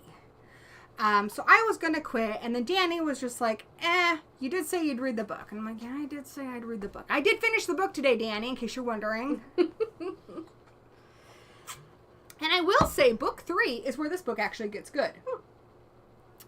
So I really don't like that, and it does get kind of some repercussions in book 3. So the name, there's a lot going on in this book, guys. The Nameless gets possessed by the Dark Lord, who's like Sauron and every other evil, truly evil character, right? So now we have 2 evil characters, which I think you can look at, like, a lot of political things. You can find a lot of stuff in here, like how, like, nobody who involved in running any kind of country is good. Like, they're all corrupt. Yeah. There's a lot of stuff you can read in here. And they decide they want to have a vote, an election, who's going to be the ruler. But even then, you see, like, Ashnak, who's, like, the leader of the orcs, he's fixing the votes. Like, and so, like, again, we've had a lot of that stuff in our political climate. So it's basically saying, like, all people who lead are corrupt. Nobody can lead without becoming corrupted. And that's where it starts to get interesting. You have these 2 little halflings, Ned and William, and they are teamed up with a knight who's a paladin, who's very religious. And then they, like, even though they're teamed up with the good guy, they're lying to people and getting them to, like, believe in their religion and stuff, and they're going to heal their stuff, but they're just stealing their money. Yeah. That is actually one of my favorite aspects of the book. So Ned, he's always in drag, and most of the time he's dressed as a nun with, like, a red habit. And towards the end of the book, it's a minor spoiler, I just want to show you something I loved in the book. Towards the end of the book, Amaranth, and another callback to another movie, Amaranth says, you know, I want to marry you. I love you. I can't remember what Ned's female name was. It's Sister something. I love you. And Ned is kind of like, woo, flummoxed. And then Ned takes off the habit, and Ned's basically like, I'm a male halfling. And Amaranth is like, well, nobody's perfect. That part I loved. And they do get married, and they are happily in love. Like a hot. Exactly. Yeah. That line's exactly. It's a lot of lines that you can tell what she likes. Yeah. But they do actually get married, and they are in love. And Ned is very happy. Like, I love how Will is explaining how they need to basically get involved with this whole thing and fix things, because their mom is married to the leader of the orc army, Ashnak. And Ned's like, oh, I want to dress with like a really long train and stuff. And so in some ways it's really progressive, because even in the 90s, that wasn't something you'd see a lot of, as somebody who, you have a very nice homosexual marriage and a guy who's just like wants to look pretty in a dress. And that is okay. My husband likes to look pretty in a dress and does so very well. Yeah. I love it. So I did love that. I loved that a lot. Yeah. We also have their mom, who's married to the orc guy. And, they have a very unconventional marriage, but she does look out for him and support him and stuff, which is nice. So there are some good things in it. Danny's favorite character is Barashkanek. And I liked him, too, because in a lot of these military things, you see a lot of the same kind of roided out people. Or even in orc things, they're all tall, they're all big. Barashkanek is small. He's little. And he's so cute. He wears these little Ray-Bans and a Stetson. And it's not even like he has to like rely on his smarts. He just does what he can. He's very dedicated to his cause. He's kind of the Johnny Rico in this. Okay. He's a little naive in places, but I think the book is good in that it is aware that he's a naive. Unlike, I think, Johnny Rico, where I don't know if the book is aware how naive Johnny Rico is. Yeah, I think you're right. Barashkanek is very naive, and I think he is kind of the Johnny Rico in this. And honestly, he's one of the few characters who I don't think is at all evil. He has some issues. So here's where it really blends into Starship Troopers. And I'm really sorry I'm doing all the talking. It's okay. I didn't read this book, so talk about it. Here's where it really gets similar to Starship Troopers. Like I mentioned, they have that line, do you want to live forever? Which is in Starship Troopers. So there is something worse. Initially it is the named and the nameless, and then the nameless is possessed by the Dark Lord. So now they're both evil. And the Dark Lord, I'm just going to call it Dark Lord. It gets really confusing in the book sometimes. That was one of my complaints, because they are referred to as he and her and the nameless and the female man. And oh my God, it's so confusing. Sometimes it's less confusing in book 3. I just got myself all confused. Anyway, so book 3. Book 3, that's the one. Will you answer this question? Are these books kind of tongue-in-cheek parody, or is it all presented seriously? So it is all one book. It's a 400-page book, but it's separated into parts. So kind of like if you had Lord of the Rings all in one book. Which is and it is tongue-in-cheek. So the humor here may not be for everybody. This is very British humor. Mary Gentle is British. It's very dry humor. I highlighted a lot in here so that I could share with you guys just some examples. It's very dry. It's very punny. It's not laugh out loud jokes. It's like, That's clever. And honestly, I thought book 3 was the I'm going to get to the Starship Troopers thing. Put a pin in that. Okay, Starship Troopers. Or just other little funny things based on the characters, like crimes against peace and humanity. That's what Ashnak's being charged with. And he goes, thank you. And Barashkanek says, it's a charge, not a compliment. That's the thing. And I guess there is something to be said for that, because she said she kind of wanted to give the orcs their day. And I thought going into this that they were going to be anti-heroes, which an anti-hero is somebody like Deadpool, where even though they do bad things, we do like them and we do root for them. They have good intentions, right? Yeah. The orcs in this are orcs. Yeah. They rape, they kill, they like violence. They enjoy that. Yeah. They are still very much orcs, but she's kind of telling the story from their point of view without making them any less orcish. So that's something that you need to know. So we discovered a small man-child last night, sir. And they talk about how she was hiding, and what have you orcs done with the man-child? We ate her. What? And she was very tasty too. Thank you, sir. So That's a lot of this book is just like, okay. All right. Tasty treat. One point, the orc intelligence, I like Luga Shrim, I think his name is. He's the one who's like basically skeletal. He's part of the undead Marines. He's kind of like Q, and he comes up with a lot of weapons. He makes like a car bomb at one point. But he makes an arrow that when it goes somewhere, it's supposed to pick up what you can hear over there. So you can kind of use it to listen in. And it hits somebody, it hits a dead body, and then Ashton goes to listen to it, and he's like, oh, it's dead air, you know? That's a lot of the humor in this. Oh, man. That's pretty rough. So that's kind of the humor in this. It's very British. It's very dry, very tongue-in-cheek. A lot of puns, a lot of plays on words. Some of them, you know, like, yeah, it's just, you have to kind of be paying attention. But I did think it was funny. Mm-hmm. Yeah, like Yando Zero. So Starship Troopers, how are you going to tie it back to that? So tying it back to Starship Troopers, so there is another enemy. And that's kind of at the beginning of book 3. They call them bugs, but they're a lot like the arachnids. They're very beetle-like. They don't appear to have any intelligence or emotion. Mm-hmm. And they will just eviscerate anything they come across. And now they're like, well, shoot, this is a lot worse than it's kind of like the enemy of my enemy is my friend. They almost kind of, both kind of stop fighting to focus on the bugs, because the bugs are really, really scary. But I did like that early on, Barashkikor, he notices, he's like, why does that look so familiar? And if you notice the way bugs move, like ants in formation, it is very military-like. And it is kind of making this point, you know, like that the bugs are very military-like. And so even though that they think that orcs, who are looked down upon by everyone, they look down on the bugs. And it makes a correlation between them and the bugs.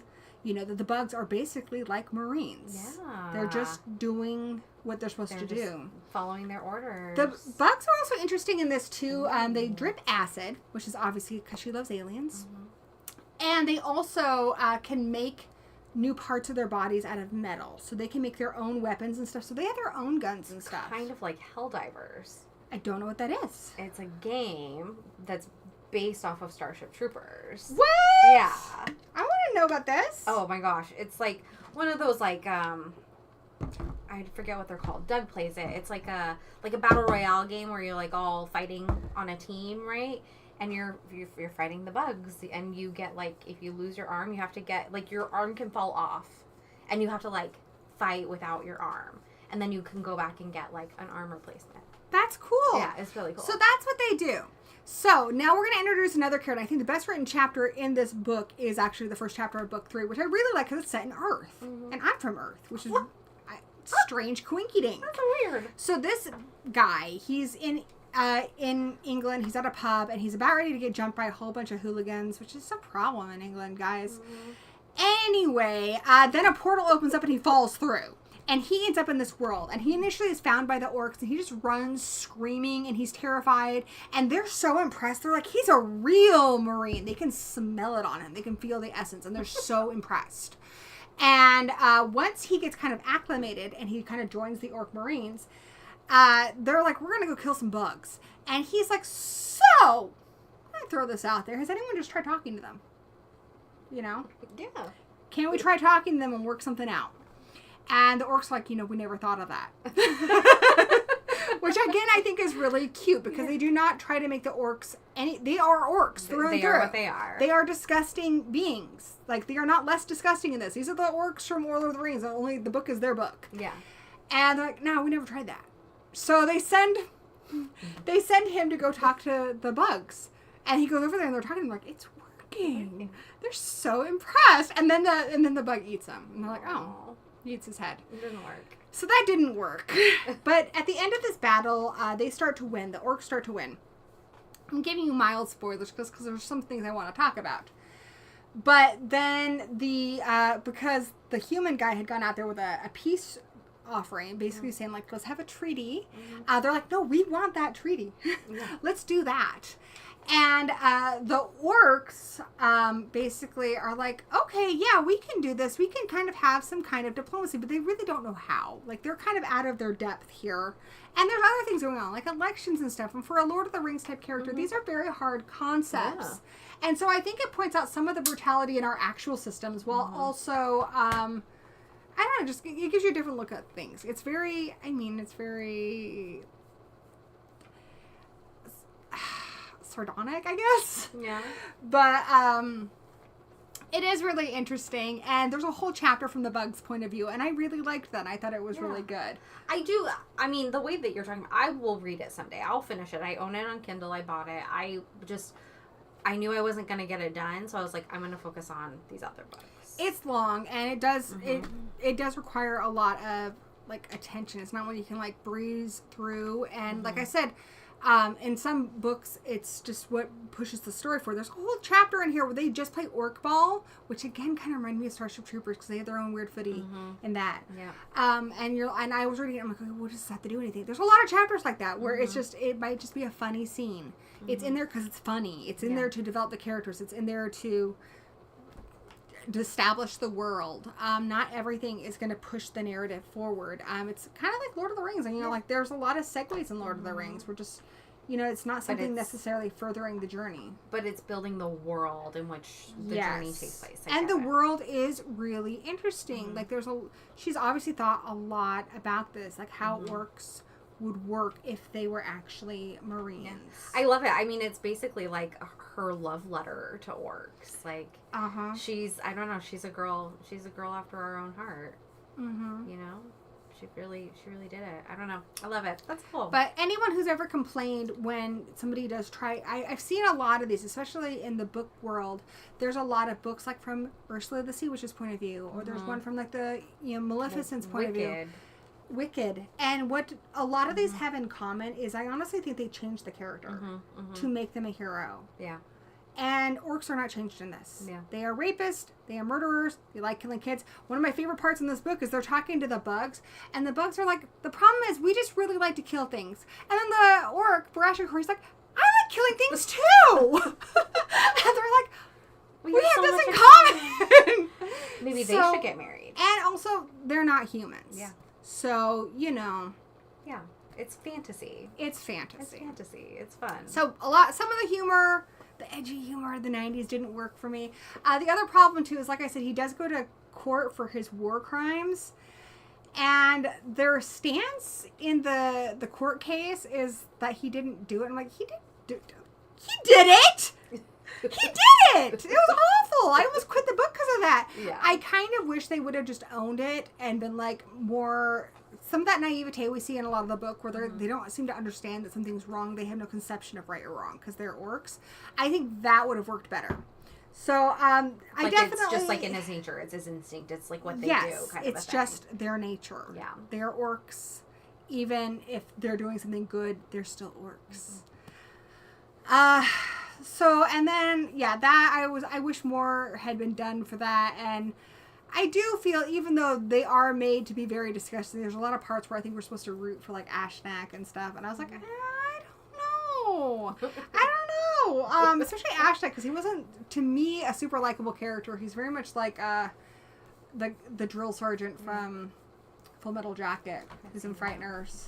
Frighteners? I haven't seen it. Have you seen the Texas Chainsaw Massacre remake? I don't remember it. Lee Emery, I think is his name, something like that.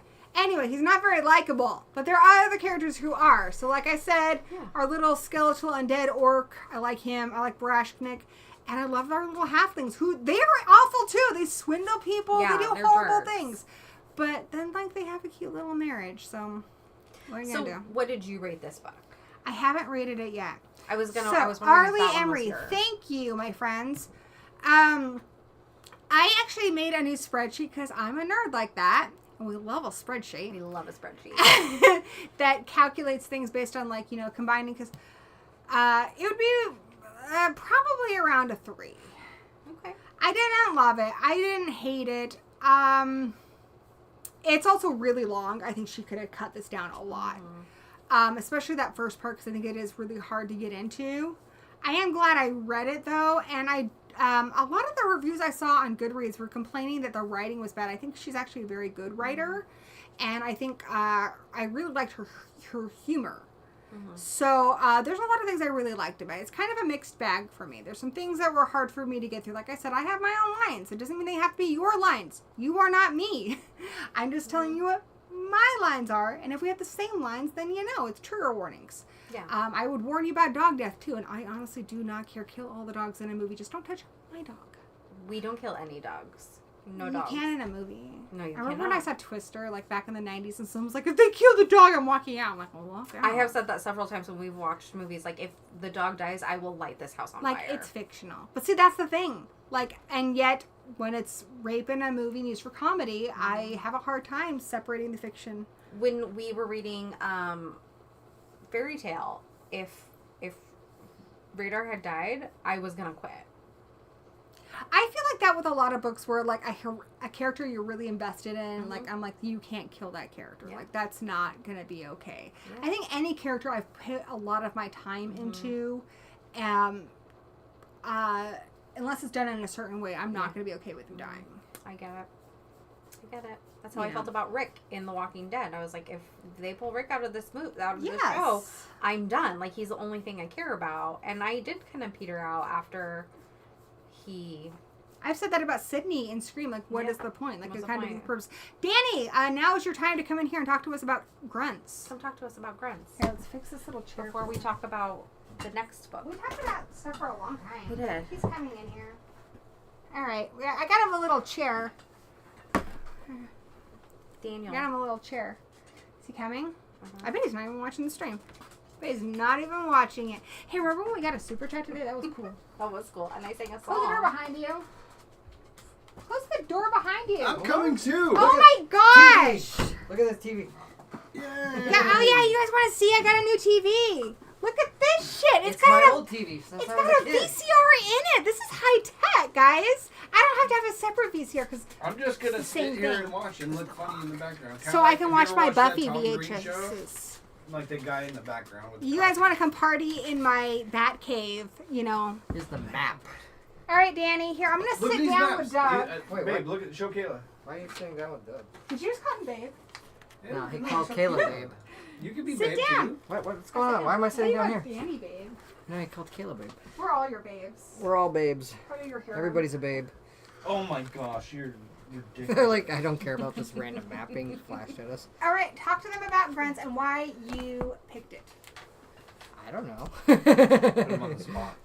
You Because heard me talk and Kayla talk about talk about Grunts a lot. Do you agree, disagree? What are your points? It's one of your favorite books, right? it is like my favorite It's okay, book. I can deal with these. It came out, I read it in high school, and Gwar was my favorite band, still is my favorite band. It had very much a Gwar vibe, as you pointed out. That's why you're wearing the Gwar shirt. But it was also just like Lord of the Rings meets Full Metal Jacket, and I thought the idea of like these elves and these humans showing up with their swords and their like bows, like we're gonna kill these nasty creatures, it's gonna be business as usual, and then they're like, nope, sniped, nope, killed by rocket launchers, nope, killed by machine guns. And I just thought that was hilarious. I think there's also a lot of kind of Monty Python type humor in There there is. too. There's a lot of Monty Python humor in there. It's funny. It's like, Did you read this one, Kayla? No, I didn't. I read the intro. I started it, but I didn't finish it. It's long. It's like there's 3 books. 450 pages. But This is No, technically Dan 3 Dan books. was talking to me about it back in the Yeah. green room. In the green Okay, room. be clarify though. It's more like 3 parts. Like when there's 3 parts in a book. 'Cause Yeah. it is just that book. It says book 1, 2, and 3, but yes. Okay. Dan was showing you the map. There's Some of like the 3 maps are different really cool plots, looking. and as you said, Can I see the map? yeah, there's a little I'm trying map to show in there. Kayla's maps. They say top secret on But- it. The first part is they're normal orcs. They're normally like, we throw ourselves at the heroes' blades. They kill us with their arrows and their swords very easily. We are just cannon fodder. Oh my baby. But the dragon's curse of these weapons that they were sent in to go get turned them into Marines. So they started having Marine personality. They're just Did I like, explain wait a all this minute. stuff? Exactly. Yeah. But that was just kind of cool to me. It was Lord of the Rings meets Full Metal Jacket and with a Gwar sense of humor, which yes, I'm going to agree that in the 90s, pushing that envelope was a little too much, and some of it has not aged well at all. But that was like one page out of a whole book. I'm not Watch gonna... Revenge of the Nerds again and see what you think. So, yeah, exactly. I loved Yeah. Revenge of the Nerds. That was one of my favorite movies when I was a kid. No, Because sorry, I thought I'm- 80s Him saying shenanigans, the but now I'm racism like, is very never tough. mind. That's not shenanigans. That's messed the fuck up. Yeah. Yeah. it And is. yes, there's a page in here I would take out, but whatever. Here we are. I still Well, overall you like were it. so They right. also become very good friends with the elves and the dwarves as they become Marines That's in the what I end. thought was weird too, because they do that brutal attack on the elves, and then The it's elves like, train. I wish they would have learned something like, hey, maybe we shouldn't just treat them like cannon fodder, like how we were treated. Like They're make just a correlation. But- like Vikings, like That's what I will say. they're Vikings raiding. did that kind of stuff Just to like, a lot of yeah. civilizations, and then years later, the Vikings wouldn't do that again because that's their blood as well. Clearly, it's wrong. It is like, so I mean, wanna it's. look at your I'm not gonna say it's good. I'm not gonna say that's great in that page, They're but beautiful. it's realistic. Yeah. It's realistic. That's all that page is. And it's in the orc's nature. Exactly. That's who they are. This orc. God. This Well, also we'll just- talk about when orcs are born. Why do you They're recommend born it, in a. and how many stars? Okay, before I go to that, when orcs are born, they're born into a pit, Oh yeah. an orgy pit that's all about orgies and eating the runt and all that stuff. So it's a cannibalistic orgy pit that Slave like you pit. have to survive. Exactly, a slave pit. Gwar, another thing that Gwar is all about. So Orgies? yeah, Gwar is all This is about some Gwar cannibalistic orgies. All right, you're Cannibalistic getting orgies. off topic. Okay, so this is like my favorite book. I give it 5 stars. There's one page that I would understand that a lot of people will be hard to get through, understandably. But other than that, it's great. I love it. I recommend it. Check it out. Check it out. I'm gonna go finish Kayla, your cooking feet our don't even touch the lasagna. ground. What are you doing? No, because I have to sit up high. You like lasagna? I love lasagna. I'm making lasagna right now. It's in the oven. Your feet don't even touch the ground, Kayla. What are you doing? Oh my god, you're supposed to like say good stuff. Like, Yeah, like how. wow, look at how- your nice how- posture. And how Doug, beautiful since my you're singing here- was. Your hair looks really You're the only nice. person that hasn't. All right, Okay, you guys Kayla, get out of here. You're ruining the secret hold on. space. Kayla, Let me ask Doug a question. Oh, no. After basically what we've said about this book, does it sound intriguing to you? It sounds very intriguing to me. It sounds like, Would you read Uh, this book based off of what we've talked about? yeah. Okay, cool. Of course I would. There you go. So He would, Oh, but he recommend, won't. you know, it sounds great. It sounds awesome. you can I always would love to borrow read my it. copy. I have it Thank on, you, I have Danny. it on Kindle. All right, so on today's episode. Out of here. All right. Goodbye. There's way too much testosterone in this room. Get it out of here. I need to like burn some sage or something. I am excited for lasagna though. Oh my gosh, right? Yeah. Okay. So there we go. Grunts. That was so much work. Yeah. That's the most work we've ever had. I agree. It was they're exhausting. Like you and I could talk for hours, and it's just like they come in here for like 5 minutes, and I'm just like, wow, that was Let's tiring. wrap it up. Oh my gosh. Wow. Is that okay. how it feels like listening to me talk all the time? No, Oh absolutely my- not. Yeah, because I'm awesome. Absolutely You're- not. You're right. You're right. We should talk about middle of the night next. yeah. Yes. Whoa. Okay. Middle of the night. Middle of the night. So this is a book by Riley Sager, and you read this one. I did. I read this one. Bring the boys in for. They will be. We tease because we love. We do. We are legally married them. obligated to love them. I'm just kidding. I do truly. We signed a contract and We did. everything. And we're like, let's get the government involved. Yeah, the government's involved in this. We should sign a contract for book club and our friendship. we could form an LLC. Oh my god. Yeah. Okay. Nice. Anyways, so Middle of the Night by Riley Sager. Oh, I'm gonna move Pip. This is the first Riley Sager book I have read. And it takes place in 1994. Yes. 1994. Well, it takes place in 2 time periods. Yes. But it starts 1994. Little tiny baby Ethan. Is that his name? Billy gets kidnapped. Main Billy gets character's kidnapped. Ethan. Billy and Ethan having a sleepover in Ethan's backyard and In Jersey. in New Jersey. Yep, because his dad teaches for like Princeton or something like that. It wakes up in the morning and Billy's gone, and he grapples with this for the next 30 years. Where did Billy go? Yeah, all they know is there's a slit in the tent. It looks like it was made by some kind of a chef knife. Mm-hmm.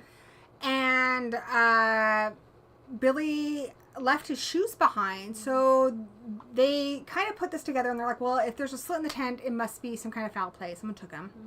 They do check the knives of everybody in town. No, it doesn't match anything. Billy left his shoes, so they don't think he wandered off.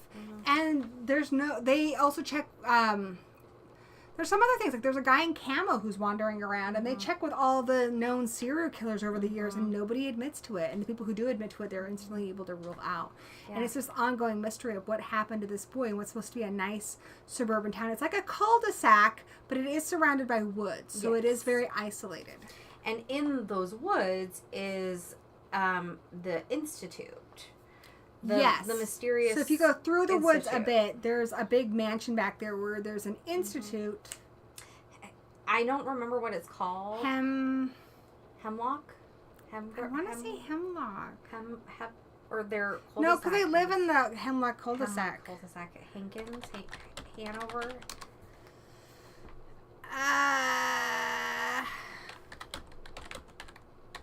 You know what? I'm just going to pull up some stuff, okay? Yeah, there we go.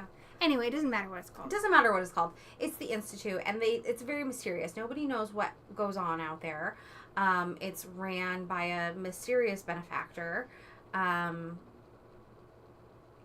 They even say Mysterious Institute. They don't even tell you what it's called there. It has a name, but I don't remember what it is.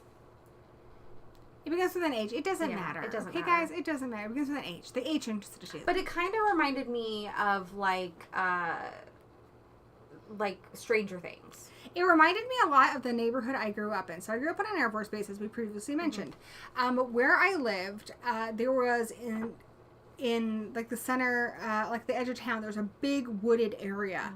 And it was really weird. You could go deep into the woods, and there was like a wooden place out there. Like, why is this out here way in the middle of nowhere? And then off to the side, there was a big tree that had been hit by lightning that we would like to sit on. And it was like falling over. And then there was an area where there was no trees, but there was a lot of like weeds and stuff.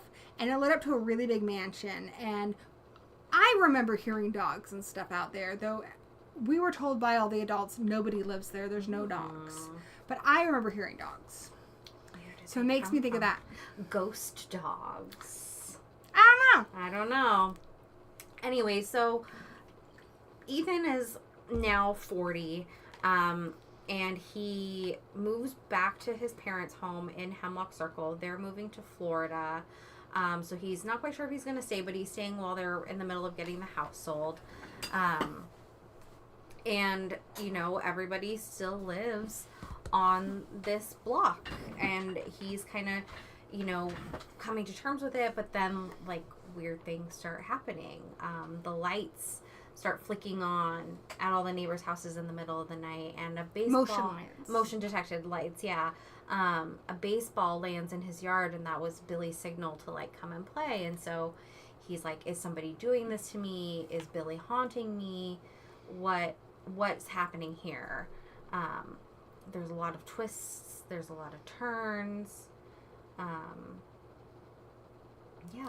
I've read one other Riley Sager book. Last year he came out with a book called The Only One Left, and that book was just like how it's not like M. Night Shyamalan Ding Dong, right, where there's one big twist. It's like, what a twist! What another twist! Another twist? Yeah. What the frick? There are so many twists, and I knew that going into this, so I expected a lot of twists, even though I had only read the one Riley Sager book, and there was one in particular in here where I was like, oh, what? Because I thought I had it figured out pretty early on, and I did not. I'll just tell you that much. I did not. I thought I had it figured out at one point, too. What'd you think? Oh, we'll talk about that. Okay. But I was wrong. I was wrong. So, I mean, here's the thing. He seems to understand a mystery audience. So we obviously have a lot of suspects. There is this, I think it's the Herring Institute. It's something like that. The H Institute, right. Obviously. So they investigate ghosts and stuff, and they try to communicate with ghosts.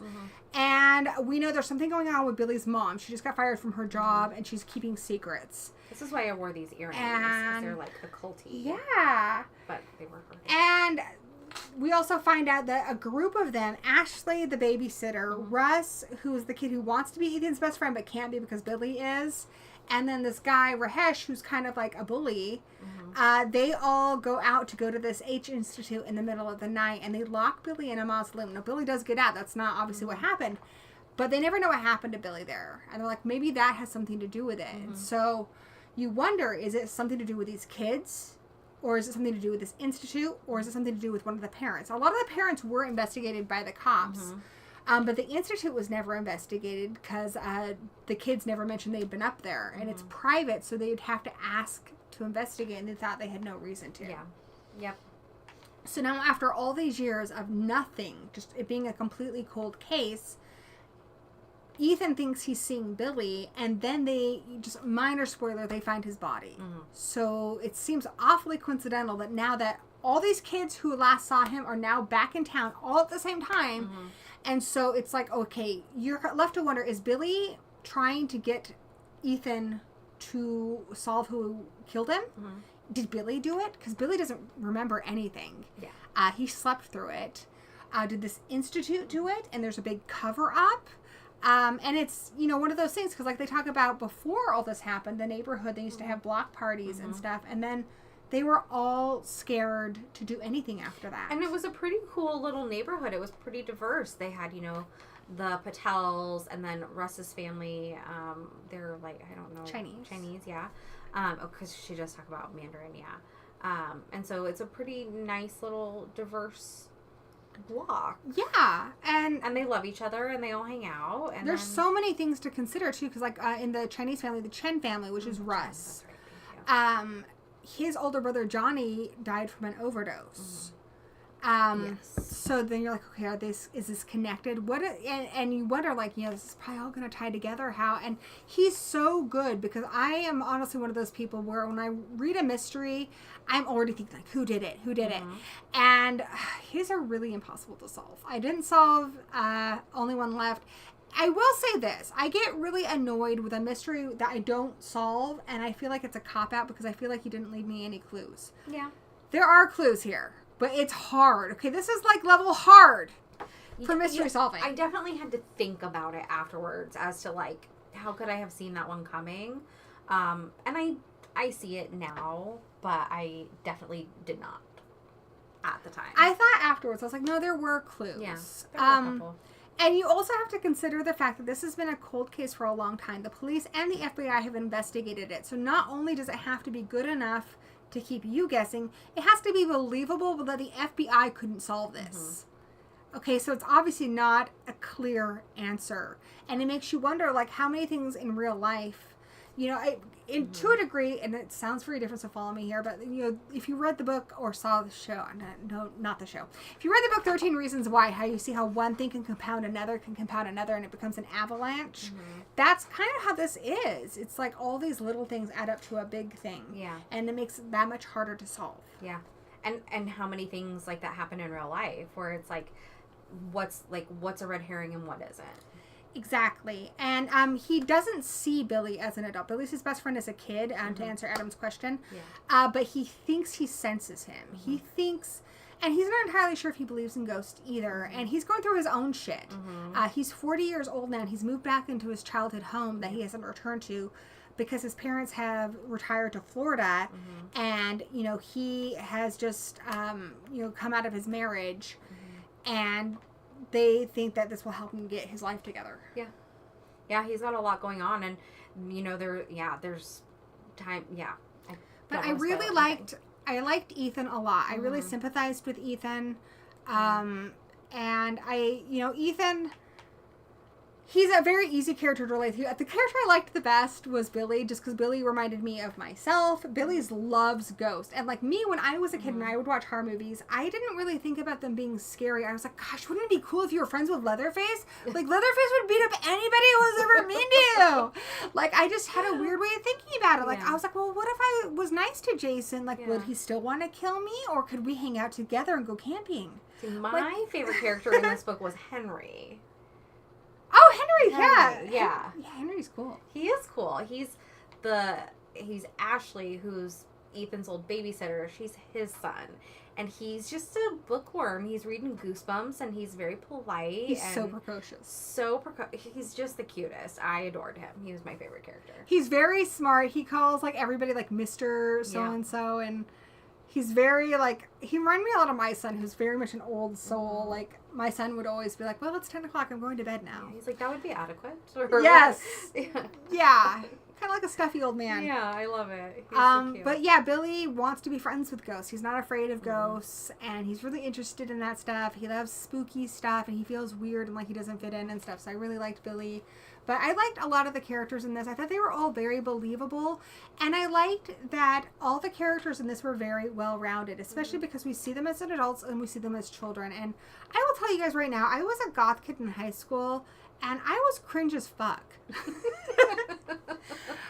It's so cringe thinking of some of the things I did and said back then. And that's just kind of, I think, how it is. Like, if we're really honest with ourselves, we're not exactly who we were when we were, like, young. You're still figuring out who you are. You're still, like, learning who you want to be. Like, I wasn't really anything, but if anything, I was kind of like a scene kid. Like, I loved Fall Out Boy, and I loved Panic at the Disco. And I wore these, like, stupid butterfly jackets. But, like, I don't know. I think that girl is sweet, you know? And I think that your goth girl is probably sweet, too. Like, Right there. you just gotta go through it. But I think what I mean is, like, Rahesh, like, he's a bully. And he's somebody who, in a lot of stories, like a Stephen King story, they're just always a bully and there's no depth to them. But we find out, you know, because a lot of the characters get their own chapter. It's told in first person when it's Ethan. It's third person for a lot of other people. But then you find out Rahesh is going through his own shit. And he's not handling it well, but he's also a teenager. As an adult, like, it's also interesting to compare how they are as children and as adults. Rahesh becomes the detective who's actually assigned to the case after the FBI has kind of made it a cold case. Yeah. Russ, he goes through, like, from being the skinny kid that nobody wanted to be friends with. He was a model. He was, like, all these things. Yeah, he became gets, like, an super athlete. jacked. And, yeah, he owns a successful, like, sporting goods store. Yeah, everyone, like, how they've all changed. Ashley wanted to go into music and stuff, and then she ended up very young, like, being a single mom and taking care of her dad who has dementia. But, like, it is interesting the way that he, like, weaves it all together. Like, you get all these people and their backstories, and it doesn't take very long. It's not a very long book, but you get you get a really good picture of who all these people are and why they end up the way that they did, what they went through as children, what they latched onto, who they became. And I feel like, you know, as a mom, and we're moms, the part that scared me the most about this is that, you know, there's this, like, idea that, you know, if you do all the right things, you feed your kids the right foods, you put them to bed at a certain time, they're going to be okay. They're not going to have the problems we have. And his parents did. He lives in a very upper middle class neighborhood. He even says he really didn't have any worries before this whole incident with Billy. And I think that's really scary, that something completely out of their control happened. They had no way of knowing that a boy would be kidnapped. And now their son, as an adult, has extreme anxiety. He's an insomniac. He stresses about everything. So they have a son who's got extreme anxiety. He is not happy. He is not thriving. And it's through no fault of their own. Yeah. And the same thing with everybody else in this neighborhood. They're all affected by this, and it really disrupts all of their childhoods. And so I think, like, this idea that, you know, if I just got the right house or I got the right job, I could provide everything for my children and they would not end up scarred like me. Some things are out of your control, and I don't think anyone gets out of childhood without scars. It's kind of the human condition. Yeah. Like, you're gonna go through things, and it's all relative. Like, yeah, you can have everything, but there will be trials and tribulations and struggles and things that form who you are. Maybe not as extreme as your best friend going missing out of the back of your home, but like Ashley, her struggles, she wanted to get out of there, and you couldn't even really tell why she wanted out of there. She just didn't want to be with those people. I liked what they said about Ashley, because she really wants to get out of the town, and you're like, you live in a really nice neighborhood. Yeah, why? And yet they do mention that she has a friend who lives in a bad neighborhood, who's like, you're so lucky. Like, I think, you know, we live in a small town that's honestly pretty safe, and people always say, like, you know, they want to get out of here. This is like a nowhere town and stuff. I feel like no matter where you're from, you have some. When I first moved here, I moved here from a military base where there was one store we could go to. We had really not a lot of freedom. It was cool because you could like be friends with anybody, and you felt safe. Mm-hmm. But there was also a lot of restrictions. You had to be 10 years old to go to the only store in town. Yeah. So when I got here, I'm like, I can just go to the store and buy candy? Yeah. Heck yeah! I can just walk around and like, I thought it was super rad that I had like all this freedom here. And so when everyone was like, you just get stuck in this small town and all this stuff, I was like, I don't get it. I moved here from a military base. Yeah. So, everyone I feel like is, biased. And so if you live in a nice neighborhood and maybe you feel like restricted or stifled, and, which is funny because a lot of parents think that they need to provide that for their kids. Security, but it can backfire. It all depends on who you are. I think it's inevitable. No matter what you do, how well you do, some part of their childhood they're going to be resentful about. Yeah, but I mean, you just do your best and still be there. Like the way Ethan's parents were, like he loves his parents, and like they screwed up a couple times, and he was really confused as a kid, but like he still knew ultimately he could turn to them. And kind of like what Adam said, I think a lot of it's racially rooted in fear. So I think when you live in a safe neighborhood and you want to shit on your town, it's because you're afraid you're going to spend the rest of your life there, like maybe your parents did and your grandparents did. And I think if you live in a bad neighborhood, obviously you're afraid of environmental factors that could put you in danger. Like there's always something to be afraid of, like not living your life enough. And especially when we look at like older generations and how they've lived their lives. And these people end up having something, like Ashley never lets her son go camping because she's always got that thing, like you can get kidnapped. Yeah, absolutely. Yeah, it's like very fear-based. I am a fear-based parent too. I'm like, oh my gosh, well just be careful because somebody got decapitated in a parking lot. Like, I don't know. That's not going to happen, but you never know. You never know. So, yeah, as far as depicting small town life, I also loved the stuff about, like, getting to know New Jersey and Princeton. I think it's really cool because, like, his dad teaches at Princeton, but they explain that if you're from this place, if you're from Princeton, Princeton is the college town. You don't want to go to Princeton, which is funny because everyone wants to go to Princeton because it's an Ivy League school. So there was I liked learning more about the town of Princeton. I've never lived on the East Coast, so I thought that was fascinating.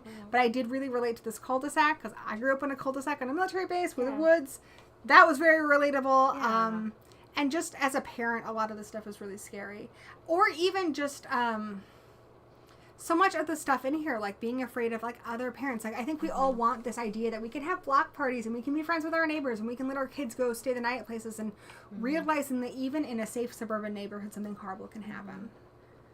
Like there's a lot of, other books and movies that have explored that, like The Girl Next Door and stuff. Horrible things can happen anywhere. You're never really safe. No. People are scary. And like there's secrets. Like they don't know what every person in this neighborhood does. For a living, and it's very mysterious. You guys see God's Best Boy back there? He's so cute. He's so cute. He's our mascot. He is out and about. He's always out and about. The other ones like hide. He loves book club. Yeah. Maybe he'll go up in the class. The town from Dark Harvest, exactly. And see, that's the funny thing. Like when you compare stuff, like I try to think a lot. Like if you ever think that your house is too small, there are places in the world where I don't care how small your house is. There are other places in the world where that's a mansion. The fact that you can own a house, the fact that you have, like just when you compare things, like the town here compared to Dark Harvest, like you guys are so lucky. Yeah. So it's all a matter of perspective. But I think you can never just say, well, you live in a nice neighborhood, you have no worries, because this shows that no matter where you live, there's something to be afraid of. I think as long as we live around other humans, but we can't not live around humans because we're social creatures. Yeah, we got to do it. We got to do it. He's not tapping on the glass yet. They do that when they become adults and they want to go find ladies. He's a confused teenager and he doesn't know what he wants yet. He just wants to be out. He just wants to hang out. He likes the sound of our And voices. because he's God's favorite boy. There he is. He's a Mexican red rump. So I don't know. Does he speak Spanish? ¿Hablas español? I think he does. I think so too. Hola. ¿Cómo estás? Qué bonito. Muy guapo. Anyways, so yeah, I like this book. We can't really talk about it much more without giving anything away. I think I rated it 4 stars though. I gave it 4 stars. I definitely think his writing ability is really good. And I think in a story like this, it's very hard to do a compelling mystery and give you characters you care about. He does both. That is a rare talent, especially when you see poops out a book a year. Yeah. Right. If you like this one and you didn't read The Only One Left, that one's still my favorite. I fucking love that book. That one, I think for me, Riley is a dude. Today. Yeah, I know Riley Sager's a dude.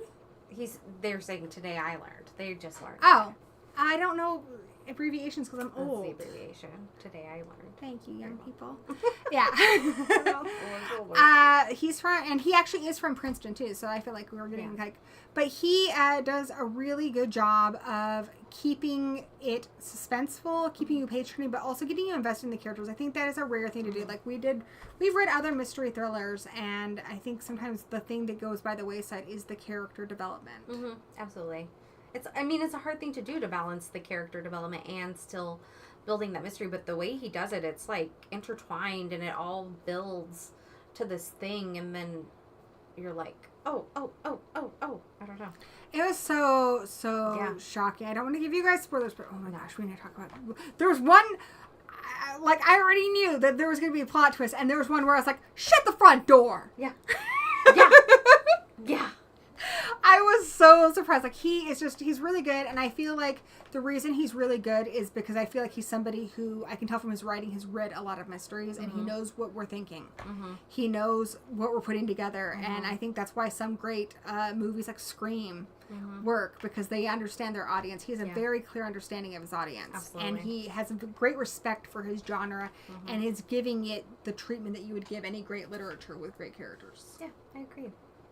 So, I think I would have liked it a little bit more if I felt like I didn't have to be, like, rocket scientist smart to solve this. But again, I would have been like, then why couldn't the FBI do it? They're paid to solve this. So, I think in this book it fits. I liked Only One Left just more just because I was like, like, it was there the whole time.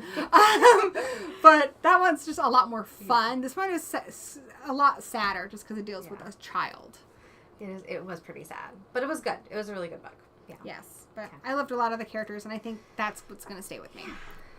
Oh my gosh, dude, we're so busy. How many stars did you give it? 4. 4. I gave it 4 too. Yeah. We're like the same person. I don't even know why we need to have both of us on the show anymore. Because we still have different ideas about things. And you read more than I do. They need you. Yeah, they need you because your brain can handle the top left. What? Top oh left. Yeah. But you didn't read this one. No, that's okay. You can talk about it real quick. Okay. And then we can talk about what we want to read Diavola. So I know my girl Heather, who was here earlier, she really liked this book. This book, and Middle of the Night too. Middle of the Night was a Goodreads Choice Award in 2024 when it came out for Best Mystery Thriller. I will say it definitely fits the Strange and Unusual Book Club because there is that element of, are there ghosts in this? I don't know. I think so far that's been a part of both Riley Sager books. But Diavola is a straight up modern day gothic mystery, which you don't see a lot of that. I would pair this in the same genre as I would put like Haunting of Hill House, the TV show, I'm burping while I talk, and the book. Okay. So, you want me to lay this down for you plot-wise? Yeah, please, because I don't know anything about it. All right, here it goes. Tell me. So, oh my god, this book is a trip. I never can remember the freaking characters' names, I swear. Oh, one thing I do want to say about Middle of the Night, that one I did listen to on audiobook. I do not recommend the audiobook. I had to listen to it on double speed. It's Santino Fontana. I really don't like to shit on people because they're doing a job. He also does the U-books, which now I'm not going to listen to the audiobooks of those. I could not stand his narration. The dude, get a pop filter. This thing costs like $6. Get a pop, put a sock around it. Do something. If you're into ASMR, you're going to love it because every little pop, explosive S noise, every little smack of his lips, it's on the audiobook, and it drove me fucking nuts because I absolutely hate that shit. But I didn't pick up on that part of it, but it was very slow, so I had to put it on double speed to be like. Okay, I also did not like his female voices. Yeah. Like, I'm listening to an audiobook right now for a horror movie by Paul Tremblay, and that guy does perfect female voices. This guy, he makes all the females sound really whiny, and I don't like it. Did not like it. Santino Fontana, not a fan. But, you know, if you're into ASMR, this guy's going to give you a very mouth click. Oh, my God. I hate that I'm doing it. I hate that I'm doing it. I want to punch myself in the face. I like ASMR. Nah. Yeah. Now we're turning into a whole Three Stooges bit. Okay, Diavola by Jennifer Thorne.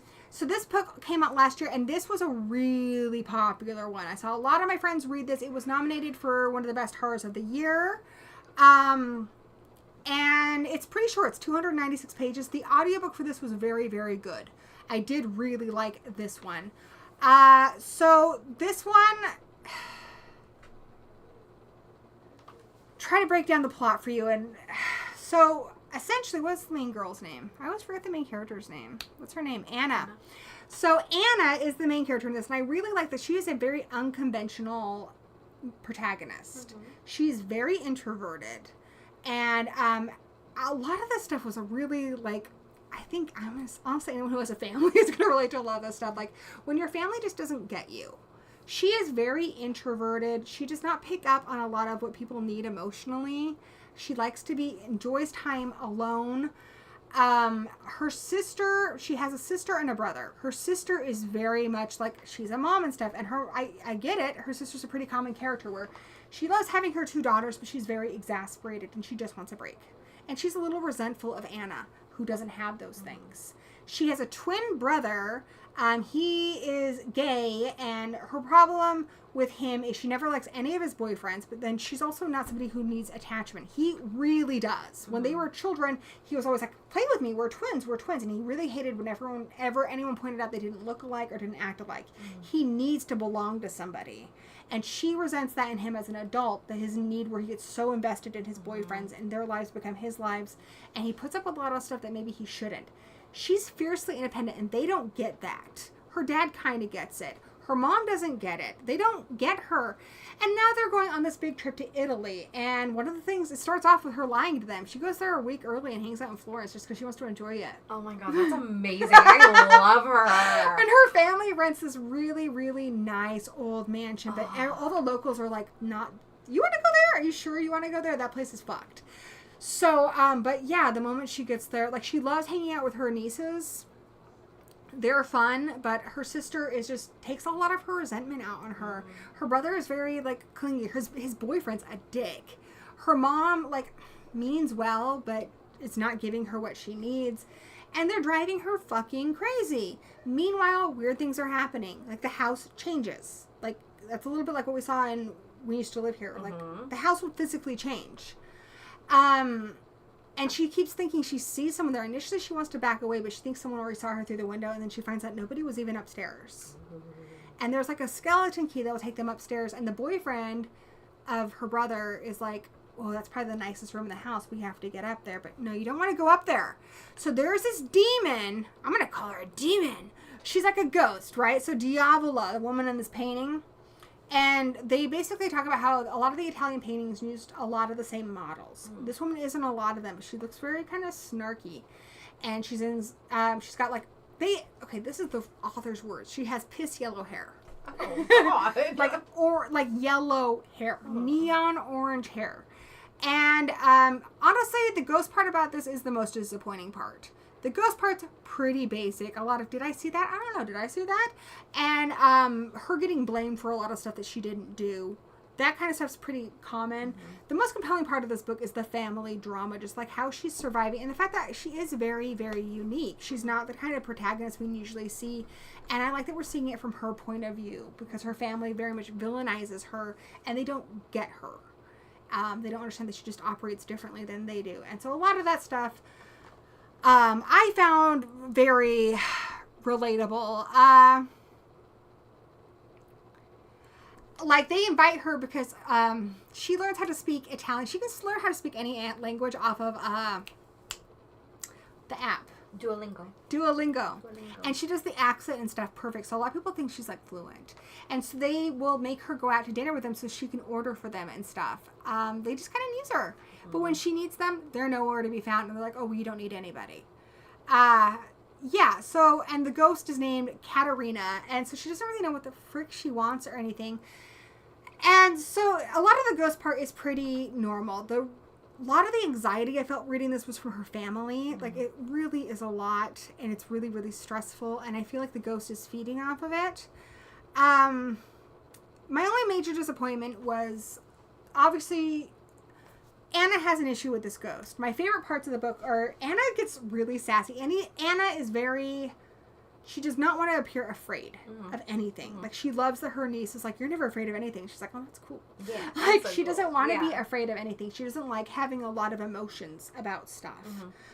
And she will not allow Katerina, the ghost, to see her afraid. So she'll, like, talk shit to her. Like, oh, you're going to flip the lights on and off again? You're going to do this? Katerina will make the food all spoil. She's like, well, I'd have some wine right now, but there's maggots in it. But...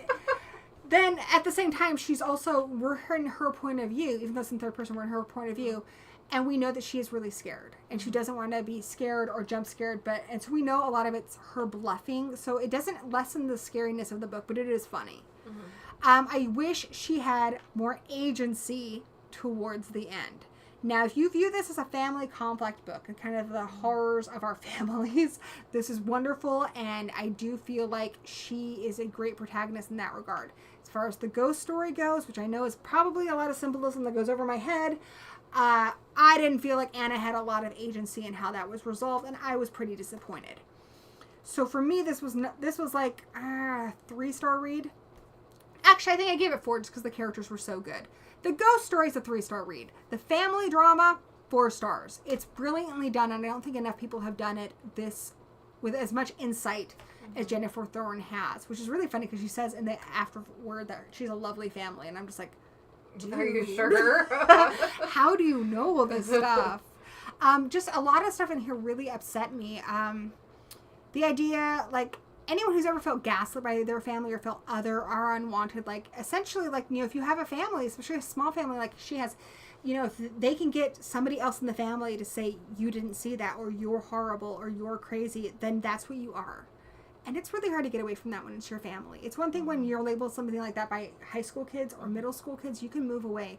When your family has labeled you as a liar or unfeeling or cruel, you can't get away from that. And honestly, that's pretty abusive and toxic. Yeah. Your family should love you and accept you for who you are, even if they don't get you. Yeah. And that's what this book is a lot like. And so it can be very triggering, but I think it's very honest. And I think to some degree, all of us have felt that from somebody in our family. Hopefully not the whole family, like in this. Yeah. At one point, they try to tell her that she's a sociopath. Like, that's not even, like, medically accurate terminology. I'm, like, looking through my notes here. But yeah, they keep convincing her that there's something wrong with her. And it's very abusive. They keep telling her that she's something wrong with her, that she might be a sociopath, that she's bad, that they should get away from her, but they're being so kind by talking to her.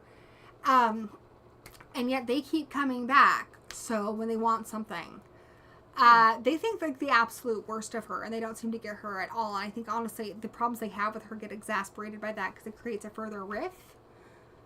And I think, honestly, that's why they do mention that Katerina tends to go towards certain people, and I think that is why. It's because Anna is the outsider in her own family. But I do think this is a very important book for that reason. Like, outside of it being a horror novel, I think as far as toxic families, which are unfortunately a reality, this book is really important. Like, how do you deal with that? Like, you can recognize that you love somebody, and yet they're hurting you. And it doesn't have to be that they hit you. It doesn't have to be that they're doing drugs. You know, a lot of people think, well, they're not doing these things, so I have to put up with it. Yeah. Like, what do you do with people in your family who hold you back by telling you that you're something awful? You know, and they don't make you feel good. Yeah. How do you set those boundaries? Exactly. How do you set those boundaries with people that you love? Yeah. Cool. I want to read that one. So, and the audiobook was very, very good. Cool. I also loved all the talk about art and Italy. Like, oh my God, they drink so much wine in this book. I was just like, Mama needs some wine. This is what I need you all to do. I need you, the next time there's a rainy night, pop this one on audiobook or read it. I know, I'm not you. I don't live your life. Have some wine, right? Yeah. And like dark, stormy night, like a storm would be great, right? And seriously, like, it's going to make you want, even though it's set in Italy and you should be like, oh, it'd be so scary to go to Italy. This does not do for Italy what Jaws did for the water. Okay. You're like, I want to go to I really want to go to Italy now. Yeah. Like the food sounded so good and stuff. Well, now I'm hungry. We have lasagna. We have out there lasagna! waiting for us. So, yes, Stark Stormy Night, listen or read this one and pop open a bottle of wine. Yeah. So I definitely liked the audiobook on this. I do not recommend the audio, just to review, do not recommend the audiobook for middle of the night, but I do recommend the story. I do recommend the audiobook for Starship Troopers. Yeah, I listened to it, but I also read a lot of it. I kind of, like, in tandem listened and read to it. I liked reading it more, but... There was no audiobook for Grunts. I thought about making one. You should. Like, You should. I've been reading it out loud to Danny. Yeah. He says I do a good job with the halflings. Oh. I feel like I might have been a halfling in another life. I might be a halfling now. You are. I think so. You're a halfling. Oh my gosh, look at him! See, guys, this is why he's God's favorite. Look at him up there. Hi, little buddy. Oh my gosh, he's showing you guys his bits. This is going to get Yes. edited and taken down from YouTube. So now is the part where we can't forget this part. We always forget this because we get hungry. Oh. We have to talk about what we're reading next Yes, time. what are we reading next month? Oh okay. my gosh. So, Mary will be grateful. I might. Yeah. I might see. I've actually been kind of thinking about getting into that. So, number one book we're reading for this next month Well, is... oh no, these are not what we're reading next month. These No. are lies. Lies. These books are all lies. Don't look at them. Okay, which one are you going to say first? Your favorite book. Oh my gosh. I hope, am I going to love it?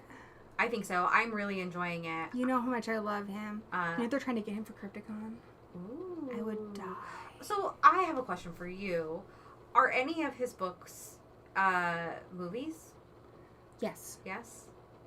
So Grady Hendrix, love him. Love He's him. my favorite modern author. I adore this man. I pre-ordered this book signed. I'm supposed to get it on the 22nd. I'll show you guys in the next book club. So of the books of his that are movies, unfortunately, one of my favorites, My Best Friend's Exorcism, was made into a movie on, I think it's an Amazon movie, and it sucks. Oh, bummer. But the book is fantastic. 'cause- And they're making an HBO series of Southern Book Club's Guide to Slaying Vampires, which That'll be good.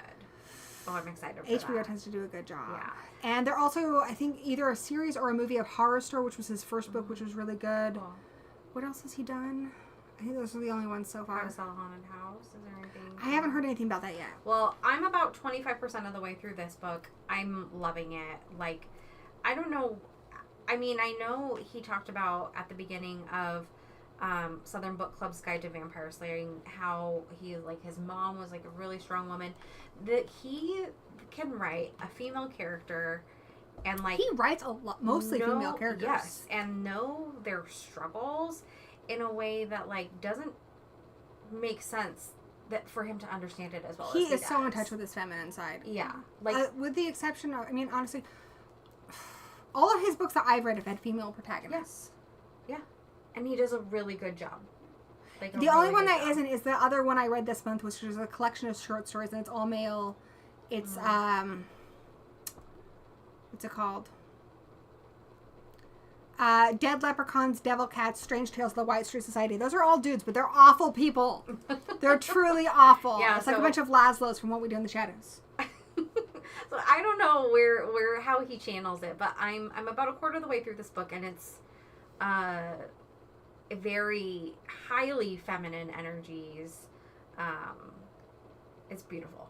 It's beautiful. What's it about? It's 1970. This girl is pregnant, and she gets sent to this home for unwed pregnant mothers. And there's, like, a bunch of pregnant girls there, and it's awful, and, like, they Is it don't... going to be like Girl Interrupted? I haven't seen Girl Interrupted. Read the book? No. It's not. I don't know. It sounds good. I want to read it. It is good. I It's have the really audiobook. Like, they just don't, they don't And the know hardback's anything. Like, coming. they don't know anything about their own bodies, and I don't know. It's kind of heartbreaking, but really beautiful. Is it like The Craft? I don't know yet. I'm pretty early into it, but it doesn't feel like it's sweet. I wonder. He does a good job of like having all the emotions of it being genuinely scary, Yeah. sweet, sad. Yeah. Like he just takes you on a ride. Yeah, like I said, I'm only a quarter of the way into it, but I'm really enjoying it. What about this one? Yeah. Yeah, let's do it.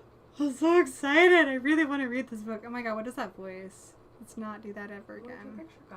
It's right Oh, there. it Oh my is. gosh, Kayla. Ooh. So we're going to read Bunny by Mona Awad. This book came out a couple years ago, and people still talk about it a lot. There's a movie on the way. I really want to read it. Margaret Atwood highly recommends it, who wrote The Handmaid's Tale.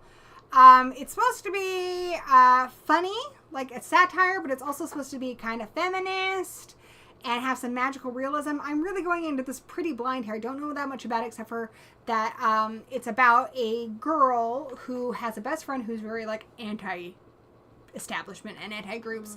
But there's a group of girls, a sorority, where they call each other Bunny, hence the title. They all call each other Bunny, kind of like Heather and Heathers. And it is compared a lot to Heathers, and I adore Heathers. But she kind of sacrifices her friend to join the sorority, to belong. And they're very, like, kind of like the Mean Girls, or they're very much all the same. And they're doing something together, something mysterious. And it's going to go into some horror, magical realism territory. I do not know exactly. This word makes me excited. Twee? Like the Zoe Deschanel style Yes. girl. Like, Yes. that sounds fun. They're like rich girls. And I read like the first chapter. Like they're all super cute and super nice. And they're adorable. And they all go on skiing vacations. Yeah. And they're all like, kiss noise. And Love it. yeah, so like, but I guess there is, it kind of makes me think of like the Skulls or something. Like there's this organization on a college, but there's something hidden. And I've heard it compared a little bit to Frankenstein. Ooh. So I really want to know what they're up to, but the bunnies are up to something, guys. The bunnies are up to something. bunnies are up And to once our main something. character's in, it's going to be too late to get out. So Yeah. I'm so glad no one spoiled this for me. And I'm really excited to Cool. talk about it. So what does it say here? A spellbinding new novel for one of our most fearless chroniclers of the female experience. Oh. Down the rabbit hole of loneliness and belonging, friendship and desire, the fantastic and terrible power of the imagination. Mona. Yeah. Okay. Mona, what you doing, girl? Cool. So I think that's going to be exciting. What next? So here, oh, guys, in the chat, you have to pick a book. Yeah, pick a book. Pick a book. My mom was going to pick one, but she didn't show up today. Has Brandon picked one yet? Because Adam already picked one. Adam, or not Adam. Adam, you already picked one. Sit down. Sit down. Sit down, Adam. I think it's just Brandon watching. But if you have not picked one recently, we'll probably pick your book. We always pick one book from a member of the book club in the chat. So, yeah. You can pick a book that you want a buddy to read with you. Yeah. We'll be your buddy. We'll read it with you. Or you can pick a book you love that you want to just hear somebody else talk about or share with people. Yeah. Pick If one. you guys absolutely cannot pick one, my mother did watch it last month and she wants us to read Rubbernecker. So I'm throwing that out there. I know it's about, I know the main character has autism. I can't remember if he's a detective or something, but he is working on solving a murder mystery. So if that sounds good to you, we could give her a pass and we could pick Rubbernecker, even though she did not show up to me, her firstborn child's live stream. Wow, does she even love you? I don't know if she does. I don't know. You know, she's not even here for me to ask. Sounds like she doesn't. Wow. Yeah, way to go, Mom. I'm so in love. Gosh. Okay. I'm so traumatized. So what's our other book going to be? So we got to pick a sci-fi one. Sci-fi or fantasy. We always pick one sci-fi or fantasy one. So here, we're going to throw a couple out there because I don't think we've fully decided. He's really fighting for a mountain too. There's Annie Bot, which I know is about a guy who creates kind of like a companion doll. And I think she starts to like kind of start to question her life and start to find her own like personality. I don't really know much about it. I just know that it's supposed to be kind of feminist, which is kind of a theme, I guess, this month. And science fiction, and I know it was nominated for the best sci-fi of last year. There's also Mickey 7. It's going to be a movie by the same guy who did Parasite and Orkja, right? What'd you do? Dropped something. I don't know what it was. All right, I'm not mad. Okay. But Mickey 7 is about a guy who signs up for something where they test like humans to learn about stuff. Yeah. And if he dies, they just clone him and he has all his own memories again. There cannot be more than one. Robert Pattinson in it. Robert Pattinson's going to be in the movie this year. And at one point, he is reported as dead when he's not dead. And so he comes back, and there cannot be two. there cannot be two. So that's Mickey 7. So those are 2 science fiction-y ones. Antibot's pretty short. That one's like 367 pages. How long is Antibot? 231. 231. Okay, so here, why don't you guys help us? Do we have any other sci-fi picks? I can't think of anything right now. I feel like you had another And everything that I'm gonna want to read is gonna be old. Because we're old. Because we're old. I'm older than you. Barely. But like by comparison, you always gonna feel younger. Yeah, but I still feel old.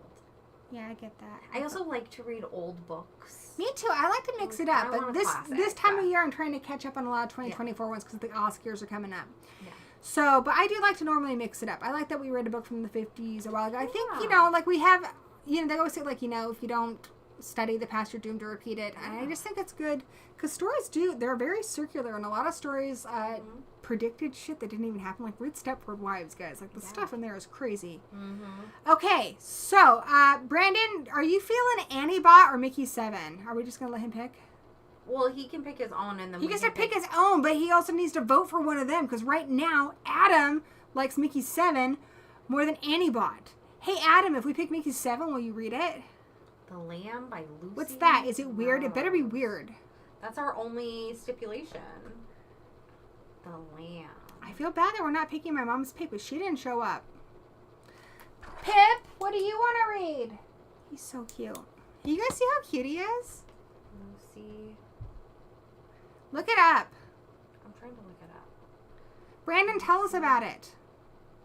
It comes out in February. Okay, well then we can't pick that one because it's not out. We got to start reading it now. That's how we read 4 books a month. Okay, do we want to be nice, guys, and pick Rubbernecker for a Mummy B movie?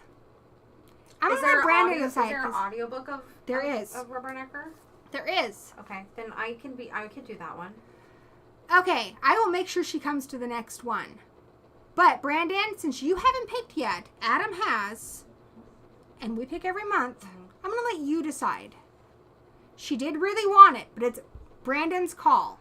And for sure, Brandon, you can have time to think about it, and then you can pick that Lamb book, which comes out February 4th next month, or another one if something else tickles your fancy. Was it Brandon? Somebody recommended, I thought, like a Hellraiser book. Or like a Clive Barker book. That is Robin, who Okay. has not come to the streams, but in the chat he has asked for The Thief of Always by Clive That's right, Barker. that's right. I was going through my list. I was like, I don't remember But the that rule one. is you have to be in the chat. Yeah. Well, That's the rules. sorry, Robin. Those the rules. You gotta follow them. Yeah. Okay, so let's read Rubbernecker. Okay. So, I'm going to get it right now. Okay. My mom likes it. So for my mom, a lot of what makes a book really cool is like a really great character. She loves a sympathetic character.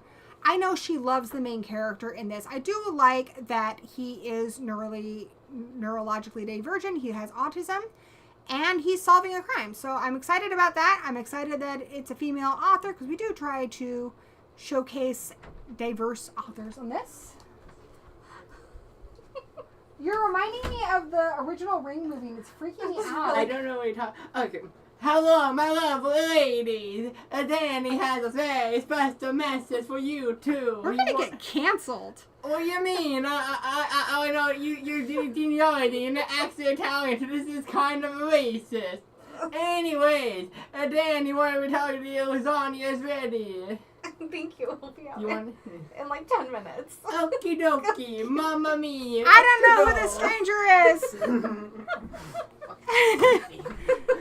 The black on his head reminds me of that guy who stands in the corner in the Ringu movie. You really went for it. He really did. I love that. That was great. Back when I used to think, I was always told that my dad's family, who I don't know much about, that they immigrated here from Sicily. Yeah. So I would have been like, well, hey, I'm like half Italian. But then I found out I'm Swedish, so I think I can get canceled for that. But he's 20. Like, at this point... He's gonna get canceled. You're not gonna. At this point, I cannot be vicariously canceled for him. Okay? That's not my problem anymore. Not my circus, not my monkey. I'm gonna pee my pants. Oh my Okay, god, okay. we need one more book. Okay. One more book. We need a science fiction book. So we have Mickey 7. We have... What else? Let's just read Mickey 7 then. You're basically Italian. The trouble is I'm not as like versed in like science fiction. That's why we're gonna be there in a minute. God, Like 5 jeez, minutes, okay? I didn't stay in say my anything. room. 5 minutes. Hey, do you think we should You read need a Mickey? sci-fi book. Yeah. Yeah, should we read Mickey 7 or should we read? Mickey 17? It's Mickey Yeah, 7 but is the book's book. Mickey 7. Oh. Would you? Robert Pattinson? Douglas, you like science fiction. Would I you? love You science- haven't picked Anything by Hugh Howey. it. Howie. So He hasn't released anything yet, though. I mean, it's been a long time. the guy who did Silo. Beacon 23? Well- Well, Would you be interested in reading Mickey 7? Yeah, I want to read it. Okay, so we picked that. Will you read it with us? How many words are in it? It has an audiobook that's apparently really good, and it's like 69 pages. 69, that's the sex number. 69. I will read it. Ah! We're doing Mickey 7! Ow, ow, ow! This is the It's going to be a movie This this is year. supposed to be the Yeah. I'm writing about it in the comment. Not that book specifically, but it's on my You list. have to read it. Oh my gosh, like you're going to be Mickey 7. ill-informed. What? So why did they change it to Mickey 17? I think they want to have Am I more- wrong? Am I wrong? In the book, he is the It's Mickey seventh 17. clone. In the movie, I think they want to show more deaths, so they make it 17. But in He the just book, dies repeatedly. but there's also a sequel to this book, and I think they're borrowing from that too. Oh, because I'm not in. There's Wow, you creatures get, behind you're- you. You're moving spiders on camera? you're Big D now, according to the chat. And- This Yeah. is not. Okay. I'll take it. We'll be out in just a minute. Is the lasagna ready? I don't know. I'm not in charge of it. This is my camera look. It's good luck. You can sit on that thing if you want. No, they don't need me. Okay, we'll wrap it up. All right, it's actually been a long one, but it's been really fun. Anyways, We let Dan on here, and he just like talked for forever. those guys. We, Yeah, we he's- tease, we love them. We do. Legally, we Oh, love Brocky's like, Mama. Okay, so this is a good plan, Yeah. guys. We've got witches. We've got some kind of a Frankens. I don't know. We've got like a feminist type book. We've got a mystery thriller. Yeah. And we've got science fiction space, which Heather said she would read that one too. Okay. And I know Bunny is going to be a movie. I know Mickey 7 is going to be a movie like this year. And Witchcraft for Wayward Girls just came out. So it's a new release. It just came out 2 days ago. Yeah. By the way, guys, if you guys ever have trouble getting a book or whatever, let me know. I will find a way. All right, we'll find a way to find you the book. Like if it's an issue, if you just can't like afford the book or you can't find it, like I'm really good at finding deals. And if I can send you the book, however, like from my Amazon account or something, I will. Yeah. Yeah. It's good stuff. We will figure it out. So just DM me. DM me. It's best to DM me like I don't know, like on Twitter or Facebook. Okay. I don't use the Instagram, but yeah, honestly, you can do Instagram too. Just DM me. It's fine. Any of the places. Yeah. You can also email me at askgoryb@gmail.com. That's a good Oh, you one. know what's a good place to get a hold of me? Goodreads. Goodreads. Comment on anything on Goodreads, which, by the way, we do have the group on Goodreads. It is linked in the doobly-doo down below. And we need to pick out when we're, because last month we forgot. What did we forget? Read Grunts aloud. Okay, guys. I did an audiobook for y'all, and no one listened to it. You told Mary you would do it. You promised her. Yeah, see? He remembers too. I remember too. You promised. Fine. If I do it, I'll make this one available for everybody. Everybody. Because there's no flippin' audiobook. And people who are blind, there's no Braille edition either. People who are blind are never going to get to read this, which is, honestly, Mary General, that's a little ableist. Yeah, It just wow, is. Mary. Fine. Fine. I will put on a few chapters, but if nobody listens to it, nobody comments, or they say anything mean about my voice, I will won't let it not happen. do more. It's 409 pages. That's a lot of pages. I will do the voices, and if you hate them, I warned you. An orc accent? Yeah. I'm like half orc on my father's side. I can do it. And it won't be culturally appropriating. It won't. It might be. We'll see.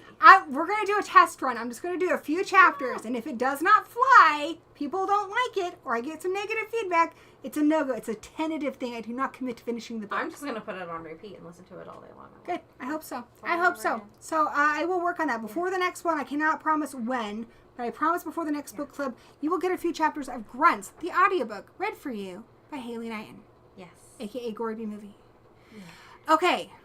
Kayla reads Lord of the Rings. No. Oh my gosh, Kayla.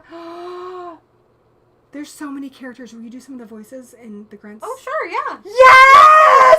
Yes! I love this for us. Yeah. Kayla's going to do it too. Yeah. Yes! Oh, I'm so Yeah. excited. Now what we have to do is figure out synchronized dancing. We're going to be the coolest people I know. We already are the coolest people. We really are. Yeah. Okay, so we need to pick a date next month for book club. Oh, yeah. You have more of a life than me. So. I don't have a life, but I have a busy schedule. I know. What about the... Oh, let me pull up on my calendar. Thursday. Guys, Kayla's going to do voices. Isn't that the best? I'll do my best. We'll have to coordinate. I do voices for Nehemiah sometimes. It's almost like a full audiobook. Maybe I can get Danny to do some of the voices too. This is going to be the greatest audiobook ever. I'm getting too hyped. Too hyped. I can do either the 20th or the 3rd. Let's do the 20th. The 20th? Yeah. Did you got plans on the 13th? No. That's Ripley's birthday. Oh my gosh. Can we make her a cake? Yeah, we sure can. We should get one from Amazon. Okay. Okay. All right, it's like $2.49 on Kindle, guys. So definitely buy it. Support the author, and I will provide the audiobook. And I don't know. Yeah. Hopefully, Mary General doesn't get mad at me. Bring Doug in too. We'll ask Douglas. See. He has not agreed to it yet, but we'll ask him. I know. Yeah. I think Danny might do it. Yeah. Danny does voice work on Screaming Soup, so if he did it for them, he'll do it for me. Let's do the 20th. The 20th is easy to remember, guys. February 20th. So next month. Thursday. Don't miss it. We're going to be talking about Bunny, Witchcraft for Wayward Girls, Rubbernecker, Mickey 7, and be sure that you subscribe and ring that little doobly-doo bell because there is going to be a limited cast recording of Grunts by Mary General. Yeah! I'm so pumped. It's going to be so good. All right. Okay. Thank you guys so much. We will see you live again next month. In the meantime, check us out on GoodReads. And until we meet again, blessed be.